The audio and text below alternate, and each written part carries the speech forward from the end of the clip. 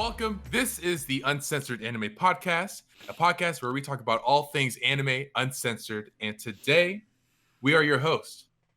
Like every episode, I'm David. We got Kenny, we got Jerry. And today we're just going to shoot the shit. There's been a lot of news that have been coming out recently.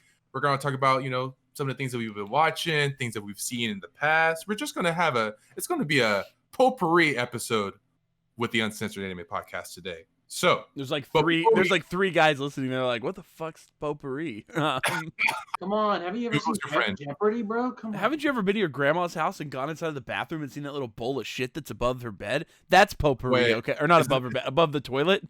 Wait, isn't it poopery? No, it's potpourri. I think it's pronounced potpourri. That's right. Yeah. Oh, both of them. I believe. Have you ever been in the bathroom? There's like a book, and it's titled Poopery, and it's just like a bunch of just random facts you read while you're shitting. Right, potpourri, bro. Oh, that's actually kind of funny, dude. That's a good idea. That already exists. That exists. Yeah. They've already made a magazine. No. I'm saying we name it Poopery. I think that's already what it's named, though, right? No, potpourri is like literally potpourri. Right. Yeah, potpourri is just like Potpourri is our amalgamation of things, just random stuff. Potpourri is our newly branded magazine that goes into people's bathrooms. Right. I thought David was just telling us that already exists. No. So we're the Uncensored Anime Podcast, and before we get into our I'm not convinced stuff that we're talking about, we have reached a milestone recently. We have hit 100 subscribers as well as over 100 followers on Instagram. So first off, we want to say thank you all so much to our listeners and our supporters that are out there. We love doing what we do, and we came into this just doing it because we love anime, we love manga. I have spent probably over $1,000 in manga over the past 2 months. So I might have an addiction, but it's okay. We're getting past it. So first off, we're going to announce our giveaway winners. We've had a giveaway over the past few weeks. So, we're giving out this first volume of quintessential quintuplets. My light's kind of blaring a little bit. And we also have Kenny. Well, we've been doing this giveaway at the end of every episode where if you listen to the end of the episode, we've been giving away this Neji Hado Pop. Officially, nobody entered our giveaway. Nobody. Not a single soul. Is it possible people listen to the end and maybe just decided they didn't want to enter? Maybe. But no one officially entered this giveaway. We mentioned it. How many episodes did we mention? 6 or 7 episodes. Yeah. For the past 2 months. Yeah, at least we've been giving away this $100 pop every single day. $100 Funko Pop. All you had to do was fucking message us on Instagram. The rules are simple. They were easy. The rules were easy. They got easier as the weeks went on. Yes. Yeah, we boiled it down. Jerry even made a nice infographic of like what to do. Just do this. You get a Neji Pop. Easy, dude. You could have made this. Nobody entered this except for our friend Woke Sage. He said, hey, can I have this Neji Hado Pop? He didn't even technically enter. He just messaged me and he was like, Jerry, why has no one gotten the Neji Pop yet? So you didn't follow the rules. Our friend Woke Sage, we're going to be sending in this Neji Hado Pop because we did get 100 subscribers. We're going to be giving something else away. I don't know yet. Yeah, we haven't decided yet. Pretty much listen throughout this month of May. We're going to announce what our next giveaway is going to be for reaching 100 subscribers. So Nejire, which we've been giving away for the last month, 2 months, we're going to be giving it to Awaken Sage is his online username. Awaken Sage, thank you for being such a wonderful fan of the show. But also, if you didn't know, there is actually an episode that he's been featured as a guest here on the show as well. He did feature as a guest here on the Uncensored Anime Podcast. If you want to go check his episode out, it's probably like 10 or so plus episodes back. But it says featuring Awaken Sage if you want to go watch it. But Awaken Sage, AJ, we're going to be sending this pop over to you. Well, Kenny's going to be sending you this pop. So that's exciting. Yeah. And for hitting 100 subscribers on Instagram, we actually had a second giveaway that we started. And that one was much more public. We shared it all over Instagram, but we only had one person enter. So I don't know if someone wants to check Instagram, but the guy who entered, it's yours. So we'll message you on Instagram to get your deets and get this volume of quintessential quintuplets over to you. What is his name? Let's check. Who's going to get it first? first? Say it in the episode. No, I want to say it right now. His name is Who is Lorray? Who's Lorray? Loray's a winner. That's who he is. He just got this. His Instagram name is Who is Loray. He did all the rules correctly. He put the hashtag. He tagged 2 friends. He liked, comment, subscribed. So he did everything he was supposed to do. So Who is Loray? Winner. We are going to be messaging you on Instagram after this episode drops to get your information and get the first volume of the Quintessential Quintuplets over to you.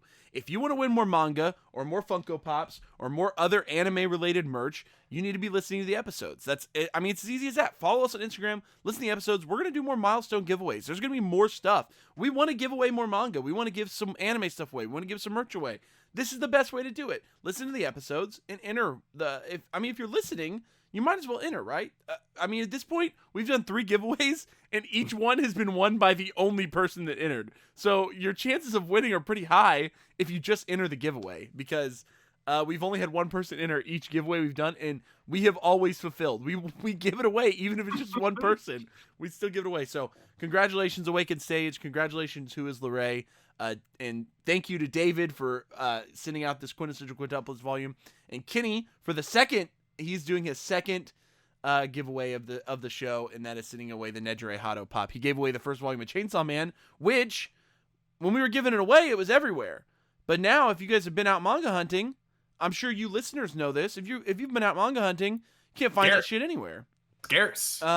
You can't find it online. You can't find it anyway. So, Kenny gave it away here on the podcast, Chainsaw Man Volume 1, and people slept on it, and now it's super popular. You can't find the volumes anywhere. People are flipping the first 4 volumes of Chainsaw Man as a bundle for like over $100 now. Yeah, crazy. And I don't know what's going on. I mean, if you over double market, I don't even think I spent $10 on it because I got it at Barnes and Noble. You use it $9.99 and use my membership, so it was like less than $10. I think there were 3 there too that day. That's the funniest part. Oh yeah, if you were buying them as they came out, they've been pretty easy to find, but the hype for it has grown, even though there isn't even an anime out.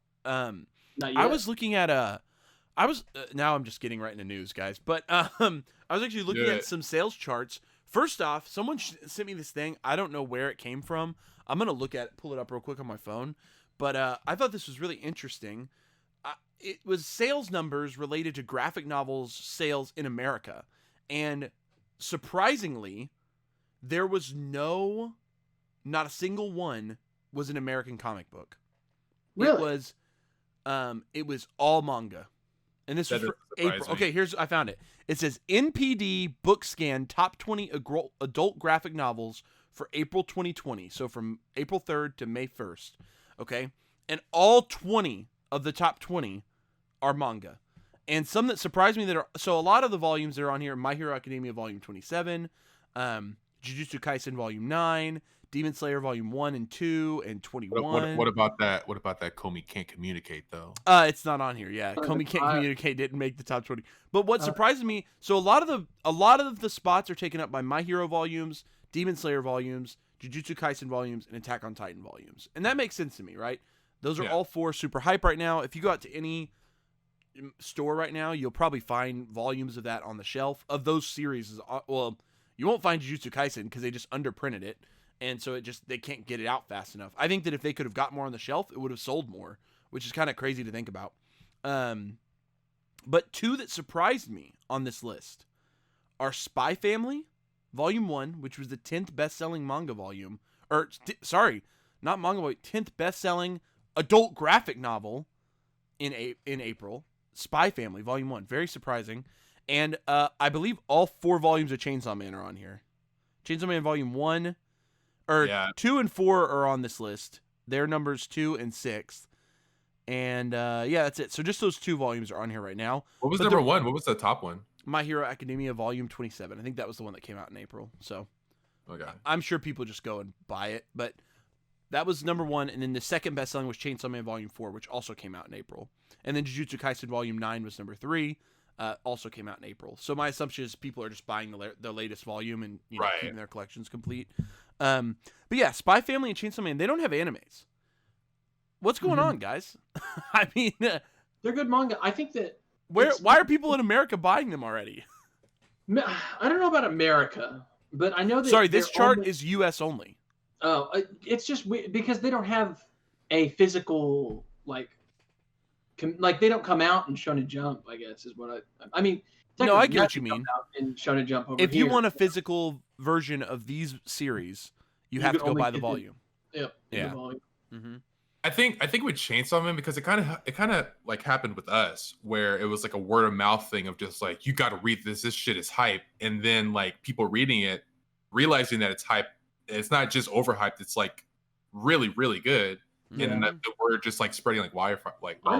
I'm actually surprised. I think that Spy Family got a lot of clout from AniTubers. I think that I remember seeing like 3 videos about Spy Family. I'm genuinely surprised that no AniTubers have really talked about Chainsaw Man. Yeah. But I noticed that too. It'll come. They'll be like, "Oh, Chainsaw Man's been so good forever." They're gonna act like they've been. I think phrases for no. Mother's Basement has had multiple Chainsaw Man. He's had him in the thumbnails where he's talked about him. Well, Mother's Basement has already predicted it to be hype. He's the only AniTuber that I can think of that has talked about it. But you're right. I can't think of any others off the top of my head that are. He also is the one. He did a very long video on Spy X Family, and right. I think that made people read it, and I think it made people buy it. Yeah. I also think there's in that top 10. Mm-hmm. I think that as somebody who's not a girl, I feel like maybe Spy X Family. I think that a lot of girls like manga, and I think that Spy X Family girls would enjoy owning. I don't know. I think you're right. Who is literally not a girl and has no. Bearing over what girls like. Yeah, I mean, I think that there are no other shoujos in that, right? I assume that no, not a single shoujo on this list. It's all the top 20 best-selling manga or graphic novels in America were shonen. They're all shonen. It's all shonen. I do know that girls like Attack on Titan. Listen, Levi's he's a husbando. Demon Slayer is written by a girl, so I mean, it's a shonen. But I think Demon Slayer has a very large female audience. And I think people might be waiting for the box set though at this point. Levi is a husbando. I agree. That's why I can't lay out. Titan only has one volume. Titan only has one volume on this list though. Was that the last one? No, volume 1 is the volume that's on this list. So that's even more surprising. Yeah. I just think that it's one with Levi on the cover. In April, people went and bought a lot of volume 1s. And it makes me wonder if that means that people are choosing to start it because it ended. Do you know what I mean? Like a lot of people went out and they were like, "Oh, Titan's over. Like I think I want to start it now." They went and picked up volume 1. Or, I don't know. People. Oh, you bought volume 1 of Titan? I bought volume 1 and then that was it. You sick bastard, David. David is literally that guy. Like the same time period too. No. You're the worst, dude. It's also possible, like flippers, whenever something ends, I think that getting the first volume is kind of important. And I wouldn't be surprised if a lot of flippers I'll go out and buy all the volume 1. Think for sure Jujutsu Kaisen and Chainsaw Man are inflated here because of flippers. They've driven up demand for those two series because they've noticed that there's a demand and they're taking advantage of it. So they're just buying out whole stores and they're selling them in chunks for $10, $20, $30 more than expected. And that's, I mean, I don't care what flippers are doing. I really don't care. You do what you want. I kind of regret not buying. I probably saw the full Chainsaw Man set 10 times. I could have easily had 10 plus of volumes 1 through 4 and flipped them. But, it doesn't, I don't care what they're doing, but it might be pushing up the American sales because in the US, if people see a demand for something, they're going to go buy it and sell it for more. But it's like volume 27 is the best selling manga of last month. But I walked into Barnes & Noble yesterday. They had volume 27. You know what I mean? Like that is obviously the print run matched the demand because they sold more than any other manga last month, but it's still everywhere. Like you can still find it. So they knew to print a shit ton of volume 27 of My Hero. But for some reason, Chainsaw and maybe Viz was cautious. They were like, oh, we'll just print Chainsaw Man at lower numbers. Probably because they didn't know how popular it was going to be. And that's why it's harder to find. That's my guess. I'm not sure how Viz determines their print runs. Like I don't know what their decision making process is at. They probably have to kind of like estimate. They're probably just like, Jujutsu Kaisen, it'll probably be popular. Let's do 10,000 copies. You know what I mean? Like who knows how they actually decide how to print it? I have no idea. Oh yeah, I wonder how you gauge that other than just like what people are saying on the internet. Right. They've got to just use market research or something. I have no freaking idea. Yeah. I don't know. I just think like books are weird too. Like sometimes publishing companies will just they'll print the damn book for you. Like they'll just be like, yeah, we'll send you a copy. Mm-hmm. Like or authors they'll get a ton of their own book copies and they'll just If you go to the author's website, sometimes you can just have them send you the book. And they're like, yeah, whatever, True. yeah, $20, I'll send you the book. Same thing happens with like albums. I think I've read once that people will buy like tons of CDs. Yeah, especially like the owner, whoever makes it, they'll buy 100,000 of their own CDs or something, usually to like bolster their numbers to get them on the charts and stuff, and then hope that people will see them or whatever. And they'll do giveaways with them or whatever, which is fine. It's just a weird process. But yeah, I have no freaking idea how they decide all that stuff. I just thought it was an interesting piece of news that manga is dominating. And I have like a anecdotal piece of evidence as well, which is that I told you two about this already, but I walked into a Barnes & Noble yesterday. It's one local to David and I. It's like right by us. And I walked in and I see a big sign on the door. 25% off everything, store closing next week or whatever. No, next month. They've got like a month left. So I was like, oh, sweet. I'm about to go get a bunch of manga for 25% off. So I start walking over to the set. I'm like, where the hell is it? I don't see any manga. So I walk all up and down, all against the walls, and I'm like, what the frick? I'm like, where'd they put it? So we walked up and down every aisle. Me and my wife, we were like, oh, okay, let's look. Nothing. We couldn't find any manga anywhere. Finally, I was just like, hey. I went up to a lady. I was like, hey, where's the manga at? And the lady was like, oh, man. Yeah, so I'm sure you saw the signs. Like, we're closing down. And the one item that, like, sells for full price everywhere is manga. So, like, we had to box it all up before we put our signs up. And we actually had to box it all up and, like, send it back. So we sent some over to the other stores around us and some of it back to our warehouse. But everything else in the store is 25% off. But, yeah, the manga, we had to just we had to send it out because people buy it at full price. That's amazing. I was like, what the frick? I guess good on Barnes & Noble for being aware of that at least. Yeah, clearly, I'm sure. It must be Barnes sitting there thinking, like, yeah, something about, they know. Yeah, because you know that if it was 25% off, I could imagine some idiot just like, they would just buy everything just to buy it. They wouldn't even care. They would just be like, oh, give me all the manga. JoJo's 25% off? You get an additional 5% from the Barnes & Noble card? Yeah, the 10% Barnes & Noble membership is stacking on the 25. So if you walk in, which is kind of, I might go buy more graphic novels because the graphic novels are all still there. There's a couple. I wonder if they have test books. Test books are always like. They might. It sounded like from that employee, she made it sound like the only item they had to get out of the store before they put the 25% off up was the manga. And I was like, what? I was like, that's bullshit. That's wild. I was like, so that's, I guess, I wonder if that proves like Barnes & Noble's is thriving with manga. Like that's one of their biggest sell. It's got to be one. It's got to be. Yeah. Yeah. Manga sections have just grown and grown in our lifetime. I remember whenever it just used to be like one shelf. Yeah, and now it's like you get walls of manga. A whole wall, like Barnes & Noble. Yeah, you walk into most of the Barnes & Nobles around here, you can have walls of them. I mean, whole areas of them that are sectioned up. I mean, look at Books A Million here in Dallas. They have a whole. I mean, it's massive. Their manga section's probably their biggest section of books in Books A Million, which is kind of weird. But it's just a big part of their sales. Print now. Huh? Like there's all these series that are in print. Yeah.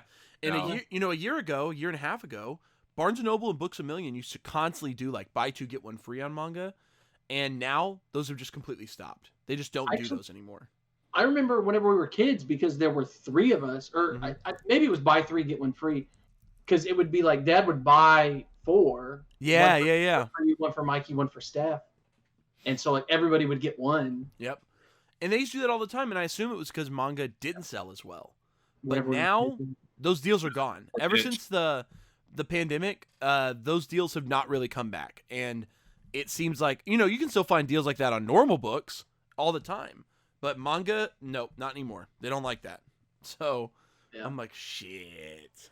I mean, I guess when you think about it, it's an interesting snowball because with the pandemic and everyone being at home, they're like, well, nothing to do. I might as well start watching anime. And then people get addicted to anime, and then they're like, well, I want to start getting manga. I mean, that's basically it's like literally what I went through. Wait a second, David. What are you talking about? David, what? Well, you see, I went to IKEA. I bought me a Billy bookshelf, and that Billy bookshelf, it could fit a lot on it.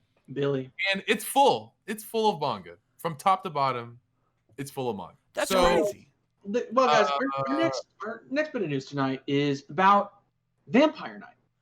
And this week is not actually a fake Vampire Night joke. No. The fact that one of the people here may have spent who could some it money be on a box set of Vampire Night. Now, it's not the whole series, if I know that correctly. I think it was It is. So the complete collection is. Wait.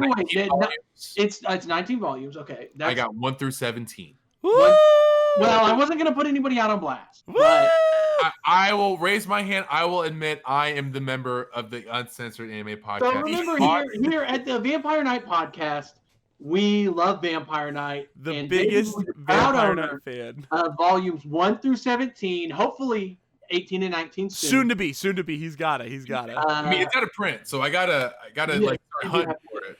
You have to get it. You gotta get the hardback. You gotta get memories too. And no promises, but there will be some changes coming up in the future for this podcast. Hopefully, we would like to move to a real set, maybe a real studio, or won't be this random box, but in a fucking closet. A lot of Vampire Night will always be a main contender as a set piece for our set.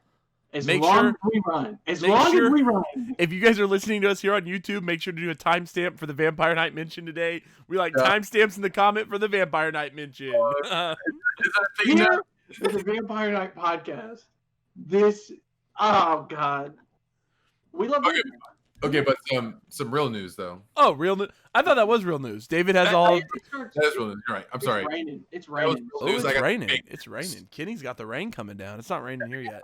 Rain too, maybe. It is. I'm getting some lightning. So if y'all are hearing some fucking lightning, it's raining over here too, David. Wow. It's not raining here yet. But the next thing that I think would be really cool, because I don't know if you guys have watched this show, but I have watched the first 2 seasons. So Overlord, which is an isekai, pretty popular isekai. It just got renewed for a new season and a movie. Yep. I don't know about a date. I don't know if that's been announced yet, but that's coming up. So correct. Have you guys seen Overlord at all? Most of the first season. I almost finished, or maybe half the first season, something like that. It was meh. I watched the first season and then I read the manga. This guy. Wait, was it? I know it's based off originally a light novel, light novel, and then was the manga completed and then the anime? No. It came out concurrently, so it was just a little bit ahead of the anime whenever I read it. I assume that it's now much farther ahead. I've read some more since then, but I'm not like fully caught up. So, apparently this season covers an entire novel. An entire light novel. Wow. So I liked Overlord, kind of. I think that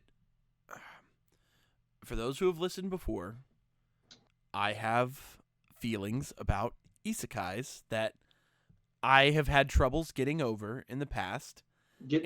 I don't mean I mean no harm towards isekai fans. You guys can enjoy what you enjoy. I mean no harm. But it just is not the genre that captivates me, man. It's just not my thing. I tried Overlord. It was fine. It had some good moments. I watched a little bit of the first season, at least half. I remember specifically I got to a part where there were like some dudes and they were just like doing a quest and like the Overlord guy was just like messing with them. I don't know. It just seemed like the plot was ambivalent. Like there was just not much going on. So I dropped it. I'm sorry I dropped it. I'm excited for the fans. I think this is going to be season 4 of the anime, right, David? Something like that. Yep, season 4. Excited for those that are fans. The character himself was funny, but I have no opinion. And I hope that those of you that are stoked for season 4 are stoked, man. But I'll probably never watch it. That's where I'm at.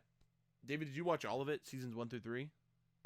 I watched seasons 1 and 2. I think I started season 3, and then I don't think I dropped it, but it wasn't because I wasn't enjoying it. I think I just dropped it just because something else was happening at the time. Kitty cat. He started watching JoJo's and then he never could stop. So. Yeah, he started watching JoJo's. I'm telling you, JoJo's is the gateway anime drug. You watch JoJo's and you finish. You're my anime list. David actually, by 30 series. David's TV just loops JoJo's in the background. Yeah. I'm surprised David hasn't renamed his cat from Leo to Jojo. It's actually it's Jotaro Leo. No, Giorno, Gio, Leo. Other seasons that are coming out, I heard that Made in Abyss is getting a new season next year, following its movie that premiered. I think the movie was supposed to premiere last year, right before the pandemic, and then the pandemic happened, so it got delayed, but then it finally came out either like late last year or early this year. Right. And I've never seen Made in Abyss. I don't think it's an isekai. I think it's just a fantasy world, right? I believe so. I think it's like... Jeez, I have no idea, honestly. I remember reading like the description. I was like, that looks cool, but like, I don't know. I just wasn't a big fan of the art style, and so like... One thing that really intrigued me was that I didn't know this, but the manga is one of the first mangas by a guy who was actually a video game designer. And so he was rumors were spiraling. Mother's Basement made a big video about it. This is how I knew about it. Rumors were spiraling that he had originally imagined it as a video game, not as a manga and anime. And now finally announced this year as well, for next year, is they're going to put a video game out for Made in Abyss as well. So both a season 2 and a video game coming in 2022. And that's pretty cool. I mean, it's interesting that, he was already an accomplished designer. I don't know why his game, or why this game wasn't, no one took a chance on it, and then he had to turn it into a manga, which then got turned into an anime, which then got turned into 3 anime films, which now is getting turned into a second season of an anime. The manga's still going, and now they're like, oh, let's also make a game finally. I don't know. I have no idea what's going on there. I'm excited. It looks really cool. I just didn't... Yeah, it looked very gamey, if I'm being honest. Yeah, that's what everyone says, that the anime just looks a lot like a video game.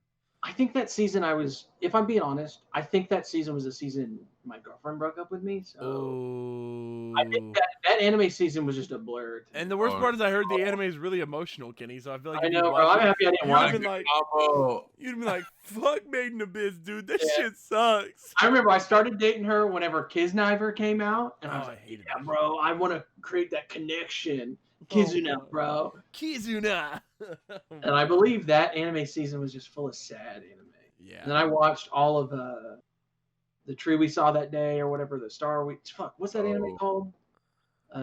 It's got like a short name, but it's like the Stars We Saw That Day. I don't know. Bro, they just hit like a 10-year anniversary. They're about to do something about it. Did I mention that? No. I think I mentioned it a couple weeks ago, but they updated the photo for them to be like 10 years older now. Whoa. Because like it was already 10 years after. Is it Anohana? Anohana, yeah, that's it. Yeah. Okay, yeah. I believe they're about to do something else. I feel okay. Yeah, maybe you did mention that before. Yeah, Anohana. Yeah, I think I mentioned like it. Updated. Okay, I don't know if I cool. mentioned it to you guys though, and not just. Yeah, yeah. Hey guys, Anohana, pretty good. What other news, boys? Do we have other news? I feel like there's a couple more news things we skipped over. Obviously, a bit more. There's okay. Somebody fights evil by moonlight, and let me tell you, daylight. She wins love by daylight, and never runs from a real fight. Yeah, there are 2 Netflix Sailor Moon movies coming out. I genuinely do not know the plot of them. I think that it's related to Sailor Moon Crystal. It's gotta be. It's gotta be related to this Crystal. I'm not terribly in tune with Sailor Moon, but yeah, they're coming out with 2 Netflix movies soon. The trailer just came out this week. It looked really cool. Obviously, anybody that doesn't love Sailor Moon doesn't love anime. And remember, you're wrong. Okay, right. Yeah, Kenny. It is a movie. It's kind of like Demon Slayer. It's an adaptation of the dream arc of the Sailor Moon manga. It serves as a direct continuation and essentially the 4th season of the Sailor Moon Crystal anime series. Yep. And as you know, so it's still ongoing. That was completed. As you know, like a complete adaptation. My favorite manga, Hunter x Hunter, and lots of other people's favorite manga, Sailor Moon. Those 2 manga they're married to each other. And so one day, I hope that my favorite manga author, Yoshihiro Togashi, finishes his manga, Hunter x Hunter. But if he does not, his wife has already said that if he passes before he publishes the rest of it, she has all of the notes. And so one day, hopefully, she will then publish the ending to Hunter x Hunter. I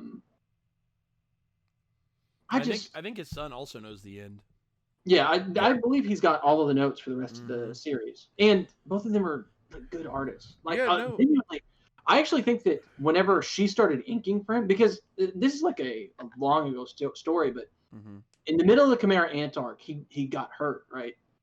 and he was so particular about his inking process that he wouldn't let other people do it, and so it started looking really bad, because it would just be him. He was so like a perfectionist about it that he was like, only I want to ink it. And so finally he started letting her ink it at some point through Chimera Ant, and she's a phenomenal inker. Like for real, bro. It just sounds like you're yesing me, bro. What? I'm just What's wrong with? Is that weird? I don't know, bro. I need everybody listening to know that I'm giving you affirmation. Because, like, imagine they don't see the video and they're just, like, listening and Kenny's talking. It's just Kenny talking as if David and I are just like, I'm nodding. I'm like, okay, Kenny. At least it's not like the episode when Petey was here, David, and you were just like this. No, that was him looking down at his keyboard, he was literally like Googling shit the whole time. David was like, Dragon Ball's really... I was dead ass Googling stuff. I wasn't dozing off. I was like, every time Petey would say something, I was like, wait, what? And I would just like Google it. It's like, wait, I don't know any of this. That was it was a very educational podcast. Yeah, if episode. no one knew anything about Dragon Ball. Wait, what, Kenny? The Fate Stay one, David was like, oh yeah. David was like, Fate Stay and the Dragon Ball episode were like completely educational for me. I thought David was going to walk out and watch all of Fate Stay. Like we were going to come back to the next episode. He was going to be like, well, boys, I watched everything. I like Fate Stay, so I know. Well, okay, so Kenny, I've been trying to do some research about Sailor Moon Crystal real quick. Okay, to talk about it, because Sailor Moon's manga, whenever she started inking Hunter x Hunter, it genuinely looked awesome. Right, it looked awesome. I mean, she's arguably the most well-known shoujo most author. prolific shoujo author of all time. Yeah, I mean, I don't know other than maybe like, I don't even know. Rumiko Takahashi is considered a very. Is she Inuyasha? Inuyasha and Ranma and Mai Nikoku, and I'd say, her mangas are kind of like, they're kind of shonen. I mean, little bit. I hate to say it, but like she kind of rides the line between shoujo and shonen, so it's a little weird for me because to me Naoko, even though I don't think has Naoko Takeuchi written anything but Sailor Moon? That's what I'm about to see. Jerry, what about Akemi Yoshida though? Who? Akemi Yoshida, the person that created Banana Fish. Hey David, I'm gonna leave now. No, I fucking hate Banana Fish. It's just trash. She's done some other. Naoko Takeuchi has done some other stuff, just not nothing that's really. I mean, no other Sailor Moon. I mean, yeah, nothing that's really like taken off. I would say the person that Kenny mentioned. Kenny, who'd you just mention a second ago? Who? Or David? Someone just mentioned another author. Akemi Yoshida? No, not Banana Fish. Rumiko Takahashi, bro. No, there's a third one someone said, and now my brain's not remembering it. Oh, the Inuyasha. That was Rumiko. That was the second one. Yugi? Oh, yes, Kenny. Yugi. Yes, yeah. She's actually definitely, she's probably one of them. Yu Watase, I think is her name. Yu Watase? I'm Googling it. I think that's her name. Yeah. Because she also wrote Absolute Boyfriend, I'm pretty sure. And, which is another very popular shoujo. I actually don't know what's like the most popular shoujo right now. I gotta be honest, okay? I've been so into I looked it up the other day. What's the best-selling shoujo manga? Let's see. It's probably webtoons. I think are really in tune with the shoujo style. Wait, who is? Like just webtoons in general. There's like a ton of romance webtoons that are constantly, because I got the webtoon app this week. Okay, these last couple weeks we have not been recording. Damn. To totally go to a tangent, these last couple weeks we have not been recording because I've been sitting outside of Micro Center to get some graphics cards. Okay, guys, we all know 47. If you're into computers, you cannot get graphics cards anywhere. It's impossible to get them, so you have to sit outside of very limited stores. Camp out in front of a computer store. Yeah, I was outside of a computer store for like 100 hours to get one of these damn cards. So I got some ways to read some manga on my phone, and so I got the webtoons. And one, I read all of Hardcore Leveling Warrior, Lucid Adventure. I really enjoyed it. I think that it is the first webtoon that I think fully took advantage of the webtoon like style, where it's just built to scroll instead of the standard like manga format. There are scrolling like sort of. It's just like a single page. It's made to be read on your phone. And it's made to be scrolled. It's very cool. hardcore. Oh! Someone tag in the comments right now. Timestamp. Kenny disconnect. Put it in the comments. Here I go. Disconnected. What was that, Kenny? Something about hardcore or something? Warrior, very cool webtoon. I read it. I obviously like God of High School. I've said it before. I read all of God of High School. I did not read it on the webtoon app, so I'm interested to see the differences. But where I read it, it let you just scroll all the way through anyway. But it was still on like a manga, right? Like reader. But romances are constantly at the top of webtoons, and I know that Korean dramas in particular, because webtoon is mainly a Korean it's mainly like a Korean app for reading their I wouldn't even call it manhwa, but it's like its own style, like webtoon. Yeah, webtoon is its own. I just call something a webtoon now instead of a manhwa. Yeah. So romances are constantly at the top of webtoons, and I know that Korean dramas are very, very popular all over the world, and so I've not read a romance webtoon yet, but I think I'm interested in reading some coming up. So I wonder if that's where the new like shoujo style of reading it, to bring the tangent back to the circle. I wonder if, because I don't know about any new shoujo manga that have been running. I mean, there's nothing Shonen Jump I'd say actually. One of the most popular ones running right now is called oh my god, David and I talked. Yona of the Dawn, I think, is the one that's really popular.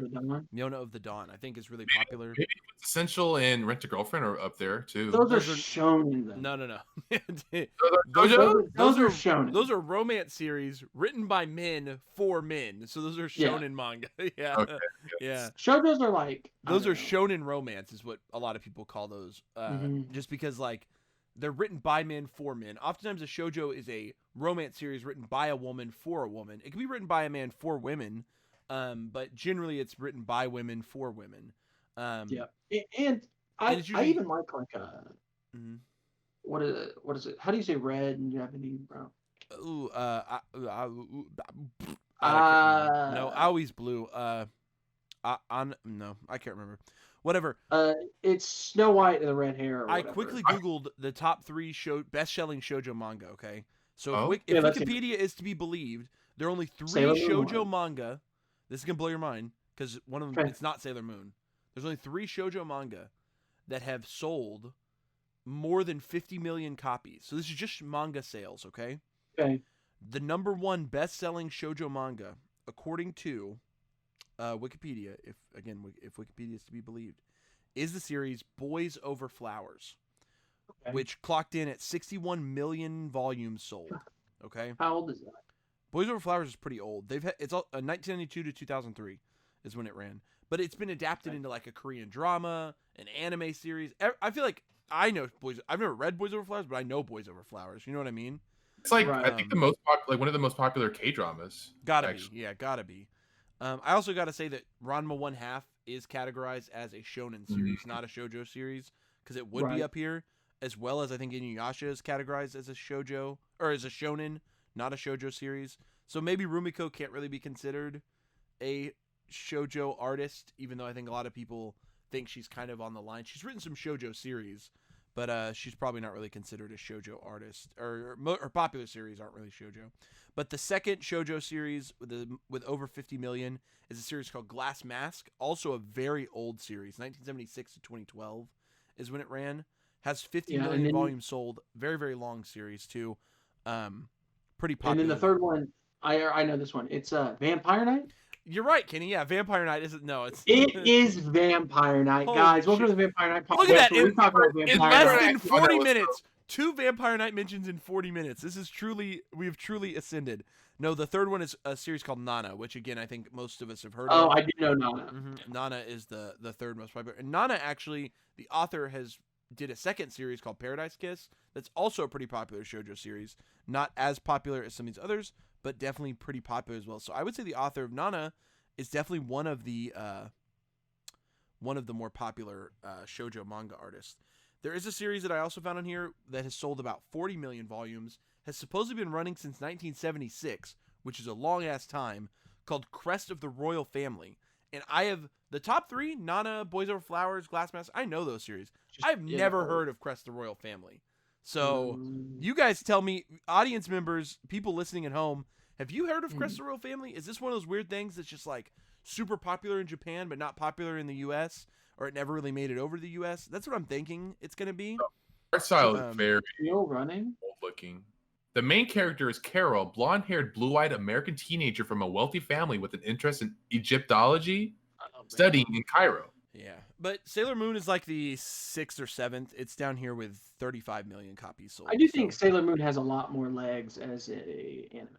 Yeah, but as you get down the list of best-selling manga, you start to see a lot of pretty popular ones that I've actually heard of. Like Kimi ni Todoroki is up here. That one's pretty popular. I believe it's about like a short guy and a tall girl that fall in love or something. Fruits Basket, obviously. Fruits Basket.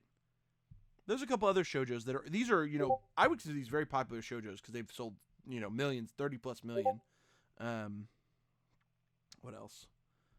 A lot of these ones I've never heard of, though. I feel like shoujo is just not a popular, it's not, okay, not rude. I feel like, unfortunately, in the U.S., a lot of females that are, God, I don't want to call them females, a lot of women that are into, that was like a weird, women that are into manga. Yeah, that was such a like cringe, like, fucking females. The females here. No, women in the U.S., I think traditionally gravitate towards shonen manga. I mean, I think that it actually appeals to a lot of sensibilities. I know a lot of U.S., American women that read manga and their favorite series are generally shonen series. Obviously, my wife's favorite series is Vinland Saga. She loves Vinland Saga. And yeah, I mean, she just has never really, she doesn't really try shoujo series even. But I know a lot of people that are really, they're whoever, and they just like shonen stuff. And shonen does have a bit of a broad appeal. I mean, that's just the way it is. Shonen is the dominant genre in manga and anime. I mean, prove me wrong, but look at the, 100 best-selling manga of all time. It's like 70 of them are shonen series. Like, yeah. Shonen is the worldwide. I mean, it's just a genre that works the best. And I think that's what's making shonen become such a blurry genre. I mean, look at it recently. Like, shonen is no longer just like the Gokus of the world. You have more diverse characters. You have more diverse experiences, more things that are happening that are more adult, things that are happening that are more romance related. There's a lot of really interesting stuff happening in there. So, yeah, I don't know, boys. Okay, other news. So we talked about Sailor Moon's movie. Yep. So Sailor Moon movie. So another movie that was announced. What? New Dragon Ball Super movie. Oh, I forgot. Really? This just got announced. Yeah, like 2 days for the next arc or what? Nobody knows. 2022. Apparently, the rumor is because I was on our boys Chase the Dark Sages Twitch stream earlier today, just lurking, just interacting, and apparently. The rumor is that there's CGI in this film. People are like, saying CGI. It's like little hints, little droplets. There's not a lot that's been confirmed about this movie, but that's kind of like, a little bit of the little inkling. So, again, CGI is not confirmed, but, people are hearing things through the grapevine that there might be. There was some tasteful CGI in the Broly movie. The actual portion of the Broly fight was CGI, but it was very tasteful, if that makes sense. Well, hopefully it's tasteful again. So you think they'll do the next arc from the manga, Kitty? I don't know. I actually haven't read it yet. It's called the Moro arc, I think, is the name of the character. I think they'll take their powers away or some shit. I don't know. I think some people said they want the Moro arc to be a movie. Some people say they'd rather it be like a season of the anime because it's a little bit longer. They don't want it to get like chopped up or cut up. But I have no idea. I mean, Dragon Ball is such a weird series that it's like they can do whatever they want, honestly. It might be cool for them to do like the same thing they did with Broly and like take another old movie villain and like reinvent him into Super. Like I think BoJack would be cool. Yeah, like take BoJack or take like Hachiyak from the last Dragon Ball Z movie. People love Janemba. I mean, if they were to make Janemba into a legitimate part of the series, I think people would really like that. I actually really like the story to BoJack, the whole like interplanetary tournament thing. Yeah, me too. That was a really cool, And then I remember Krillin, like everybody slipped off his head, like they were all on that That's always a funny part. He's like, "That's why I wax," and you're like, "Dang, Dragon Ball."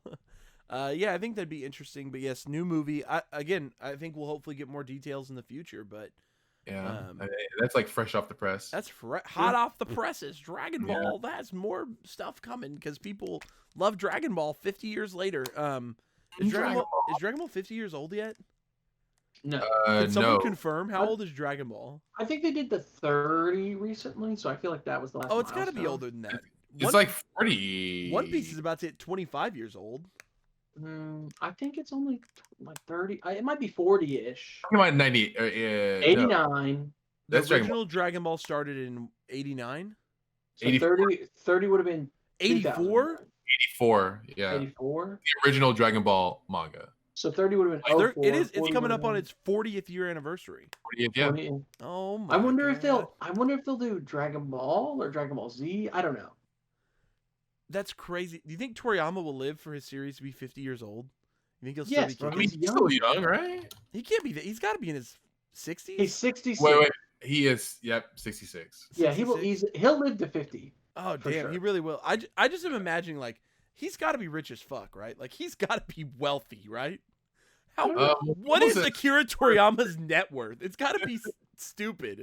$45 million. Okay, that's not as stupid as I thought. Pretty good. That's 45 million is pretty stupid. I'm gonna be honest. 45 million is an insane amount of money, but like I feel like there are like American celebrities that are like just movie stars that are like Yeah, but Jerry, when was the last time like he actually he's a manga was working, bro? Yeah, remember.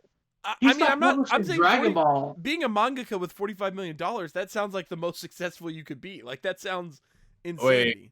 Huh? Wait, but you know who's richer than Akira Toriyama? Probably Oda, if I had to guess. Oda? Oh, yeah. Oda has like 4 times his net worth. Woo! Sheesh! No. 200 million, yeah. Wow. And that doesn't surprise me because his series became popular during its, I don't know how to explain this. Like Dragon Ball ended and Dragon Ball's like cultural power came after the series was over. You know what I mean? So like, but Oda, he's like living it. You know what I mean? Like his series is still going every week and it's like the big dog, you know? Like Dragon Ball didn't become the best-selling manga until long after Dragon Ball ended. It didn't become popular in the United States until long after the series had. So I feel like Toriyama probably had less bargaining power to make more money. You know what I mean? But Oda is like, well, it's still my fucking show. So like, you pay me more money. Look, it's the best-selling thing of all time. I'm just gonna title this episode "Manga Episode" because we're just talking about. We've talked a lot about. Well, we talked about a lot of anime news. We've done a lot of just shit. Well, but speaking of manga, I only read manga, bro. There was a brand new manga, hot off the press, that dropped today. Literally dropped the day that we're filming this. What is yesterday? Shujin X, written by the same person who wrote Tokyo Ghoul. His name is Sue Ishida. Mm-hmm. And yeah, so the first chapter is on the Viz app. It's on the Shonen Jump, so you can read it online. And it wasn't bad. Not a whole lot. I think it was a pretty short chapter. Yeah, just 80-something pages. You said 80-something. Yeah, I think it's like 85 pages, David. Is it really? 85 pages. David was like, "Oh, it's short." I'm like, wait, I read that so quickly. Wait, hold on. Is it really 80 pages, bro? Yeah. Okay, I'm a lie. I'm a damn lie. It's 82 pages. Yeah, I was like, I swear I just checked. Okay, it's like David, 80. you're I like breeze through this. David was like, I blew right through it. It was quick. There's a lot of like full page spreads. That's why I felt like that's why it went by so fast. It's the first chapter. A lot of first chapters, they're setting stuff up, but they like usually 60, are a little bit longer, 60 to 80 pages. Right. But I haven't read it yet, but it looks cool. I'm happy that he's back. I guess I don't know how long he's been off. I assume it's not been long. Didn't Tokyo Ghoul Re just end? It was a few years or two. Yeah, pretty recently. Did he do anything between then? I don't know. I don't think so. Oh, there was like something that he made. It was like called Gorilla something. Gorilla something. The gorilla will die in one day. Oh, that's weird. Beside the point, did Tokyo Ghoul run in Shueisha, or where did it run? Young Jump. It also ran in the Seinen Jump manga. Yep. I see that here. So this guy, then that means this guy Sui Ishida, he's got a pretty good relationship with Shueisha, but has surprisingly never run in Weekly Shonen Jump. He's never published in Weekly Shonen Jump, but he's always published in Shueisha properties, so that's pretty cool. Mm-hmm. He actually, I didn't know this. He did the Hisoka origin story. I was about to say, Kenny, have you read that? I didn't know that existed. Yes, bro. That's cool. And I think that it's not canon technically. I think that Tagashi came out and said that, but he said that you can believe that it's canon or something like that. Like, he was like, I don't want Hisoka's origins to be solid, but you can believe that is his origin. I mean, that makes sense to me. So yeah, so Sui Ishida, he hasn't been serialized for 3 years. It's been 3 years since his last serial, or since Tokyo Ghoul re-ended. So his other stuff that he's done between then has been one-offs, but so it's exciting. Apparently the Tokyo Ghoul scheduling was like hella stressful for him. So with this series, he's just releasing them whenever he feels like.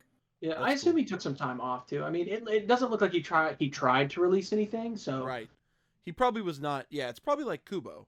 You know what I mean? Yeah. Like Kubo after he ended Bleach was clearly like, I'm good. I got enough money. I'm taking a break. This shit stressed me out. I'm out. And I think we're all happy for him because Burn the Witch is that much better because of it. Honestly. Yeah. So that's cool. Sui Ishida's series, and then I think we mentioned it briefly in the last podcast, but Candy Crush, the manga, is now available. Candy Flurry, you piece of shit. Candy Flurry, another new series. I love it. And on top of that series, so we always try to keep up with our Weekly Shonen Jump. So Phantom Seer was canceled, and another series we actually didn't mention that was already canceled. I don't think we mentioned it on the podcast. Maybe we mentioned it on the last episode, but Build King, which we jokingly made fun of in our Shonen Jump review, saying it was definitely going to get canceled. If you didn't know, it got canceled. Build King was bad. Okay? It was the worst. It was bad, bro. I just can't. And for those of you like me that are fans of that manga author, I'm forgetting his name though. The author of Toriko. Yuki Tabata? No.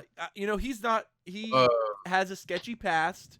But I still think he's fine. I think that people can grow and change. Toshi Shimabukuro. That's what Mitsutoshi Shimabukuro, yes. He's really good friends with Ichiro Oda. Him and Oda are very close friends. And, you know, Toriko was a huge smash hit. For those of you who've never read Toriko or watched Toriko, it's a huge hit. But it definitely is, like, faded out of, like, the culture. You know what I mean? Like, you don't meet anyone that's like, oh, yeah, I'm a huge Toriko fan anymore. But when it was coming out, it was a big deal. So it's really disappointing that this is his first series since Toriko, and it just got instantly canceled. It's pretty sad, actually. Yeah. Well, it wasn't good. So yeah. So I hope he comes back better. I hope he's got another series cooking or something, and maybe in the next year or so, maybe we'll see him back and Jump again. I would like to see him give it a little bit of another shot because Build King was not it. But he is a great storyteller. I think Toriko proves that he can tell some really cool stories. So I'd like to see him back and Jump. But yeah, so essentially when they announced those two manga that were coming out, those were replacing Phantom Seer and Build King. So we didn't know it at the time because neither of them had been canceled yet.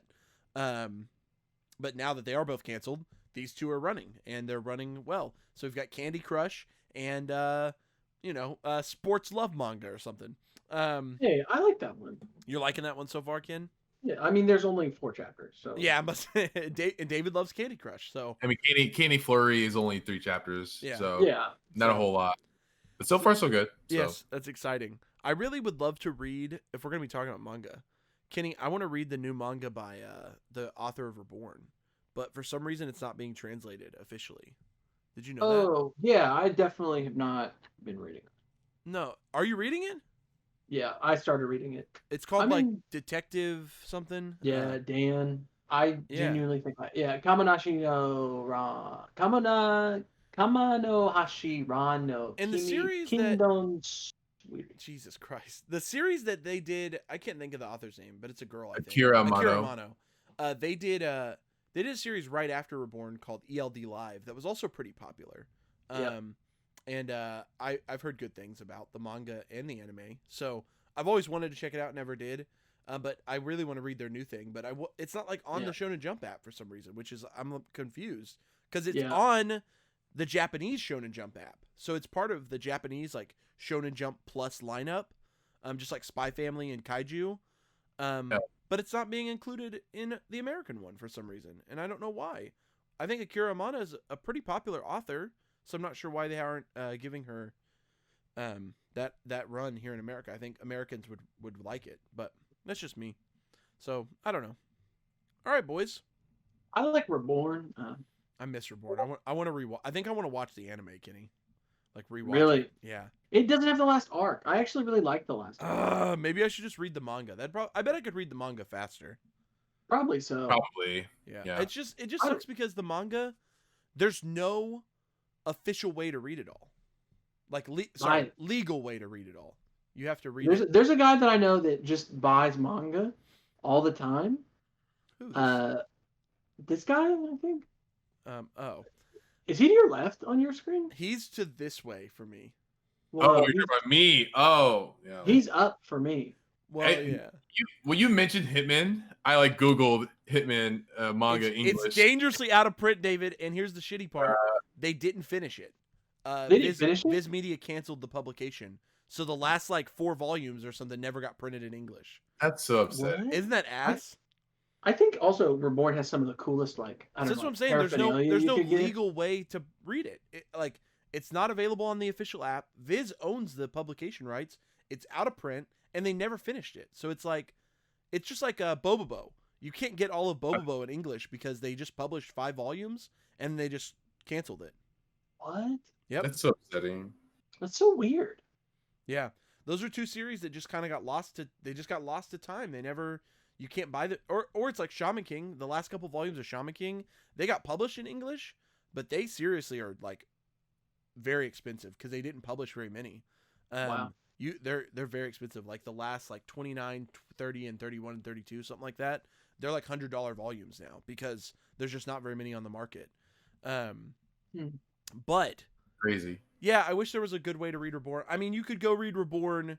You could sail the high seas, put your iPad on. I'm sure you can read all of Reborn online if you know where to look. But it just sucks there's not a legitimate way to do it. I wish there was. Yeah. Cool. It would be nice. But maybe one day, maybe the Reborn Renaissance is upon us. It was such a popular series during its time. Think about it. Like, it was one of the leading Shonen Jump mangas for years.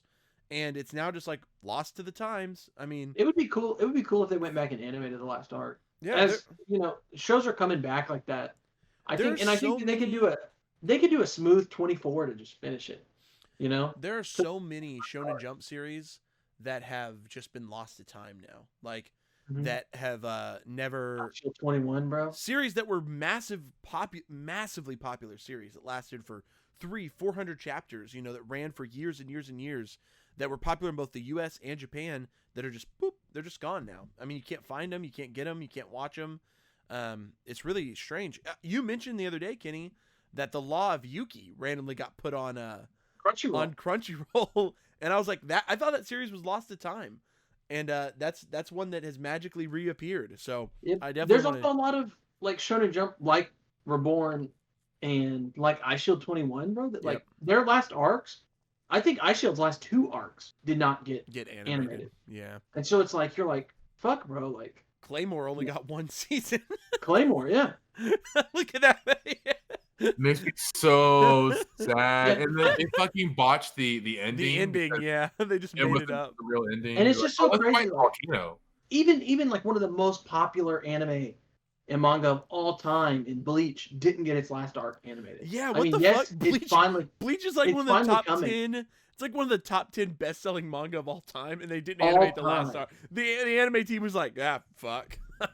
And now it's finally coming. Finally, we're excited about it, but it's like, a lot of old Shonen Jump. I mean, think about how long JoJo's Bizarre Adventure was not animated. That blows my mind. That blows think my about mind that shit, bro. Yeah.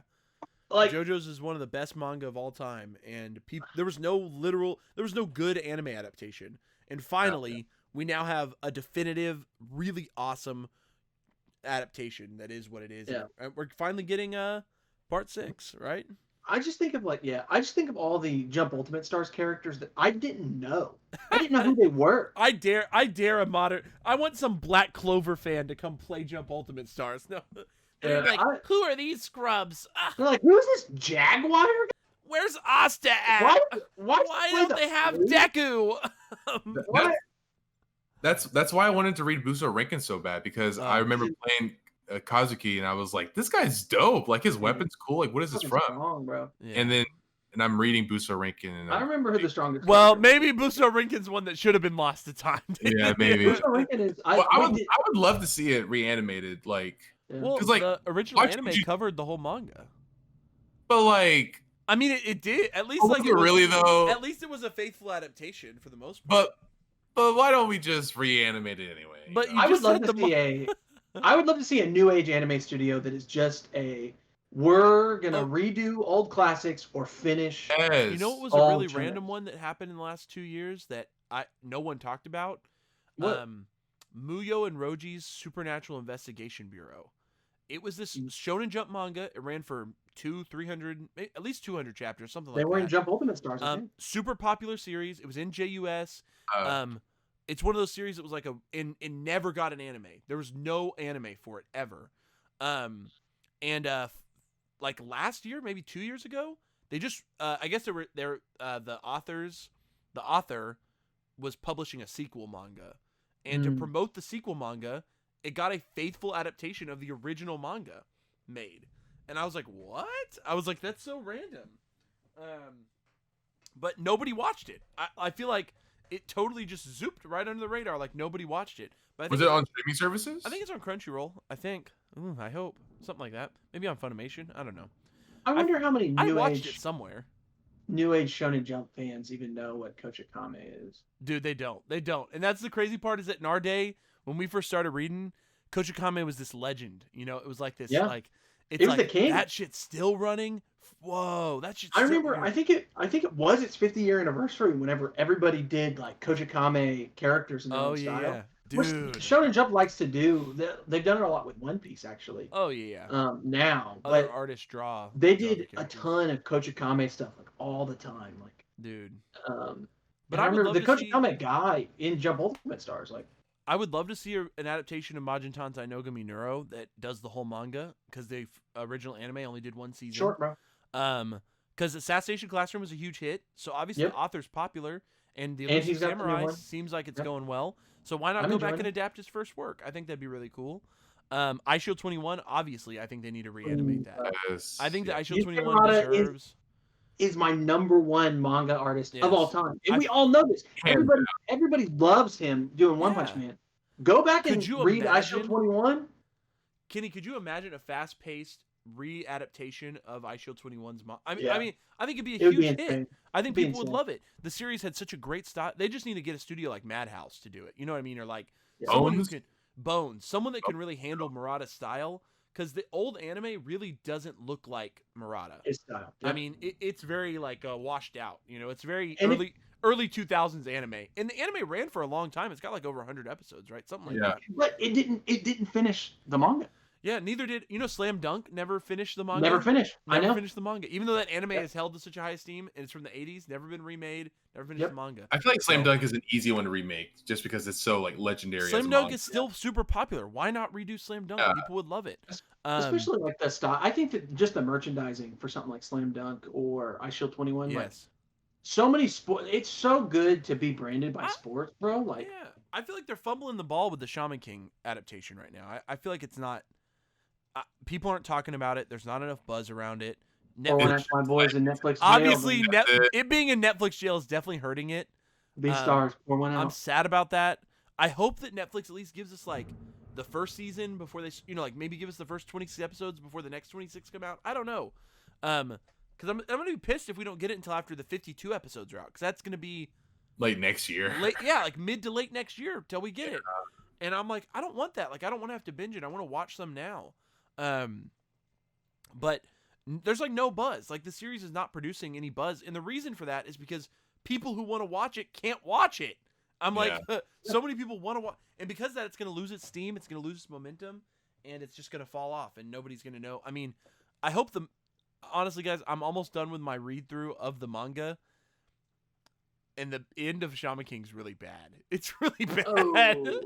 Hey, even the revised one? Isn't there like a sequel manga too? Oh, there's so many sequels and spin-offs that are written and drawn by Takei. So once I finish the original series, I'm gonna have to read like there's like at least 20 more volumes of like side story stuff that I can read. What? He never has stopped. He's still writing side stories like right now. Like he just has constantly been writing more Shaman King stuff.